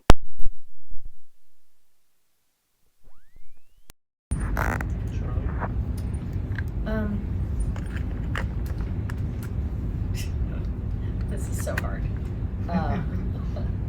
This is not fun. This is not fun. This is my second term through this. This is no fun at all. I know. I think the franchise fee, the proposed increase of 5% is supporting absolutely. I would like to see it a little higher, whether that's 8 or 10%. What those dollars look like. I also want to be super sensitive to our residents and to the other fees that increases they could be seeing. So I don't want to throw it all on our seniors, because I'm one, but really not getting it all in that one place. So future, the fire fee, the proposed fire response fee, that's a potential. We're looking at, a lot of other things of other fees that we can, and even like Walt said, are recovering our costs, for fire prevention. So those, as well as looking at all of our fees, and I think maybe to give more stability moving forward, because we're in a tight spot right now, how do we look at all of our fees and everything we're doing? Because I know this isn't the only fee that's been 8 or 10, 5 to 10 years difference of not going up, but how do we bake in like something that, whether it's just related to consumer price index, or how we do that to plan for the future, because we know things aren't ever going to go down. They're always going to go up. So maybe that gives us a little bit of financial security, doing that, baking those into future, all of our fees, all of our revenues, from what we're charging for our Kids Connection and our small windows that have amazing programs that I want to keep and maintain. But, what we charge for them, I don't want to price parents out, but on the other hand, all those things that we can bring up a little bit that add together to something meaningful, to save jobs and to just make sure we're not running with a crazy budget deficit. We can't run with a deficit. And I wish we had all the money in the world and we wouldn't be sitting there having to make tough decisions. But looking at that fee going to cover something, and then what other things we can look at, and where does that line, bottom line? And to your point, Paul, I agree. It should be, and I've already said that every department, everyone is going to feel some pain. And so rescuing one department or over another, I don't think is okay either. How do we kind of balance a balanced approach to, the pain that everyone's feeling, but how can we get there with maybe not quite as tough as what we're looking at today? All these little, looking for dollars here and there to help mitigate that. Well, and we'll definitely have to look at it holistically, because if you say 8 and you want us to build the budget based on 8 or 10 or 12 or whatever it may be, we can do that, but we need to look at it holistically, because that's how we've approached kind of over the last 4 or 5 months to try to strike that. Well, here's the service level we can provide based on what we're doing. So if we're going to shift that, we need to look at it through the whole lens. It's going to be a lot of work. Yeah, it will be. Go ahead, Joe. What do you got? I don't know, I mean. Final thoughts here. Right here. Jerry Springer. It's been a very educational few months, and honestly, I just, in short, I'm for this 12%, especially that gives you staff the tools, because the time I've been here, learning that we're not going back to 2008, 2009 staffing as a city, and knowing the growth that we've gone through leaps and bounds, and it's, and not to be disingenuous, to our senior, so that don't have Netflix and Hulu, I apologize if that was sensitive, but, if $3.50 extra a month gets us staff, gets us firefighters, gets us people out there serving our community, I think the majority of people on my board would be down for that. So I can't speak to everyone else, but this 12% gets you what you need, and understanding that, and this is going to be messaging that, maybe hopefully our communications team between Dylan's rule, which I encourage everyone that's watching and listening, really it's the state that hamstrings us in what we can and cannot do as a city. Understanding that, the citizens of Sparks is worth 13% as opposed to Washoe that's worth 50% more. It's like we're working with the tools that we have, and it's very few. And then to understand that Tumwa, that's not money that's going to come to us. That's that's where the waste management, that's where Tumwa. That does not go to our general budget. Sewage fees, similar approach. So this is the one tool that we have that keeps people working and serving more than anything, serving our community. Then this is where I'm at, and that 12%. It's hard. It's a hard decision, but this is where I'm at. And it sucks. It sucks that we're here, and it sucks that we're worth 13%. Yep. Do you have what you need, or do I need to take a vote? I don't know if you need to take a vote, we probably need to narrow it down a little bit with regard to, are we 12 to build it on? Are we 10? Are we 8? Are we 5? That gives us enough, then we can build accordingly on that front. Also too, don't forget the 250 that we've started, is that a policy that you want related to the road funding? So I do need to know if that you want that baked in. And then lastly, on the staffing piece, Jeff had proposed down to 75% versus the 78 we're at. Is that something you want to do on that front? So all of those pieces, again, I know we're going round and round here, but if we can tighten it up a bit. All right, does someone want to take a shot at tightening this direction up? All of those in one motion. If you want to do a motion, that's fine. Wes? I think, Mr. Mayor, Mr. Mayor, if you're wanting to give the manager direction, I think we probably have to either say, build those pieces in, but I do think a motion is probably appropriate and a vote to make sure that they know they've got their marching orders and they can, what they're building and looking at. So for example, I think you could say, recommend that the manager goes forward with the budget as recommended with looking at what a 12% versus a 5% would look like, and present that to us as options at the city council meeting or something like that. I mean, it could be as simple as that. I don't think you have to get as granular of moving a bunch of different positions, but just kind of trying to encapsulate what you all have said. I'm thinking 3, labor at 75, fees increase annually, waste management set at 10 or 12, I don't care, whatever you guys want to do. And the road. And the road fund, yeah, so we need to put all those into a motion. Would it be too much, if we already have a 5% option, right? If we asked you to do like a 8% and a 12% option? We could do that. That's not like something. The department head team and all of their staff have been fantastic to help us pull this together, so let me commend them. But we've done a lot of the legwork to have some idea. We've not noodled over 5% yet, but we could in theory build an option or 2. I don't know that I want to promise 2, but if we said, hey, I'll make it a 10%, I think that's reasonable for us to come back and see what that package looks like. But you can have some caveats with that too. So if council wanted to do 2, we could do it, but that'd be probably the maximum. I think the time involved in it for everyone to try and figure out how does this impact my budget and individuals. I really, Well, we have 30 days till our next meeting. And if you did 10%, if we did 10%, which is in the middle, I think Joe has 12. If we did a 10%, we saw what those numbers look like and what the effect was. We could decide, oh, that's too much or it's not enough, and we still have the flexibility to go up or down on that, depending on what that 10% would show. I'm willing to support the 10% and see what that looks like. So I guess a motion that in our fiscal policy. What policy number is that? Fiscal policy.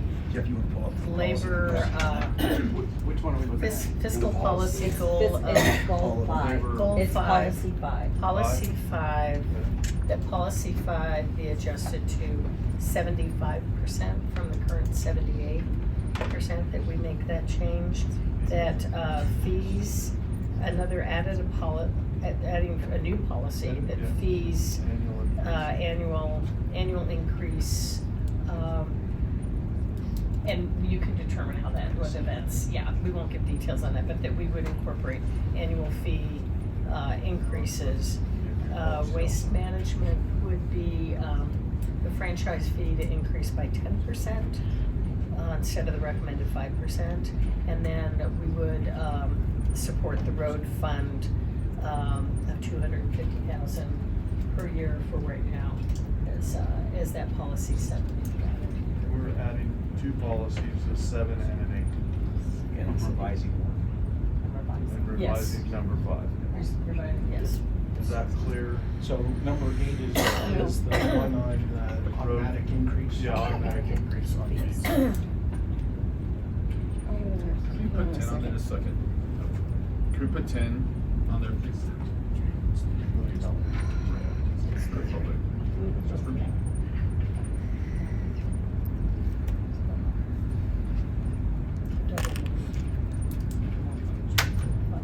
What was that one? No, we can adjust that. This is not set in stone. We get some more bite to that.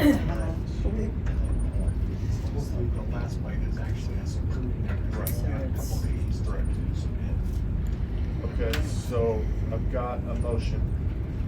Do I have a second? Second motion. I have a second from Mr. Anderson. All those in favor signify by saying aye. Aye. Opposed? Motion carries unanimously. So you got some work to do there. I seriously thank all of the council for the candid feedback, the good conversation. I know it's painful and difficult, but this helps us move forward. So as we try to do this, we put ourselves in a position to be more successful and stabilized.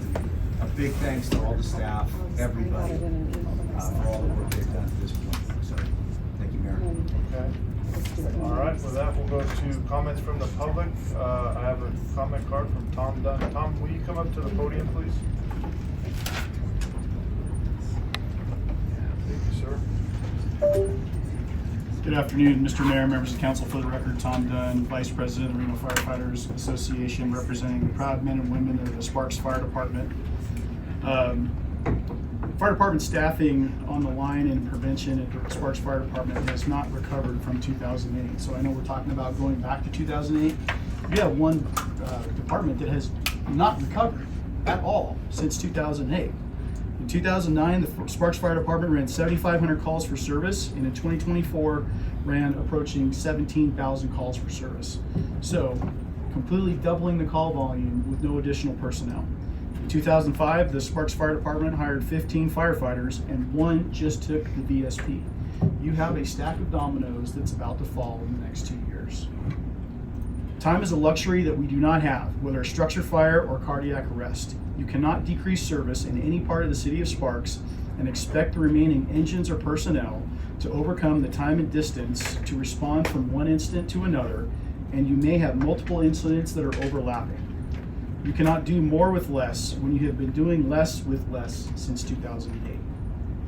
Roads are becoming more congested, which will increase our response times, and this will compound with bad weather or wildland fire impacts on the city of Sparks. Decreasing inspections is a public safety and a firefighter safety issue.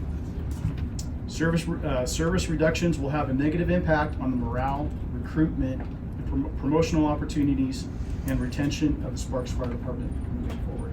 Thank you. Thanks, Tom. Anyone else in the public wishing to comment at this time? Done, we'll bring it back. And comments from Mayor, Council, and Manager. Mr. Manager, you got anything? Council, you have anything? Thanks to staff.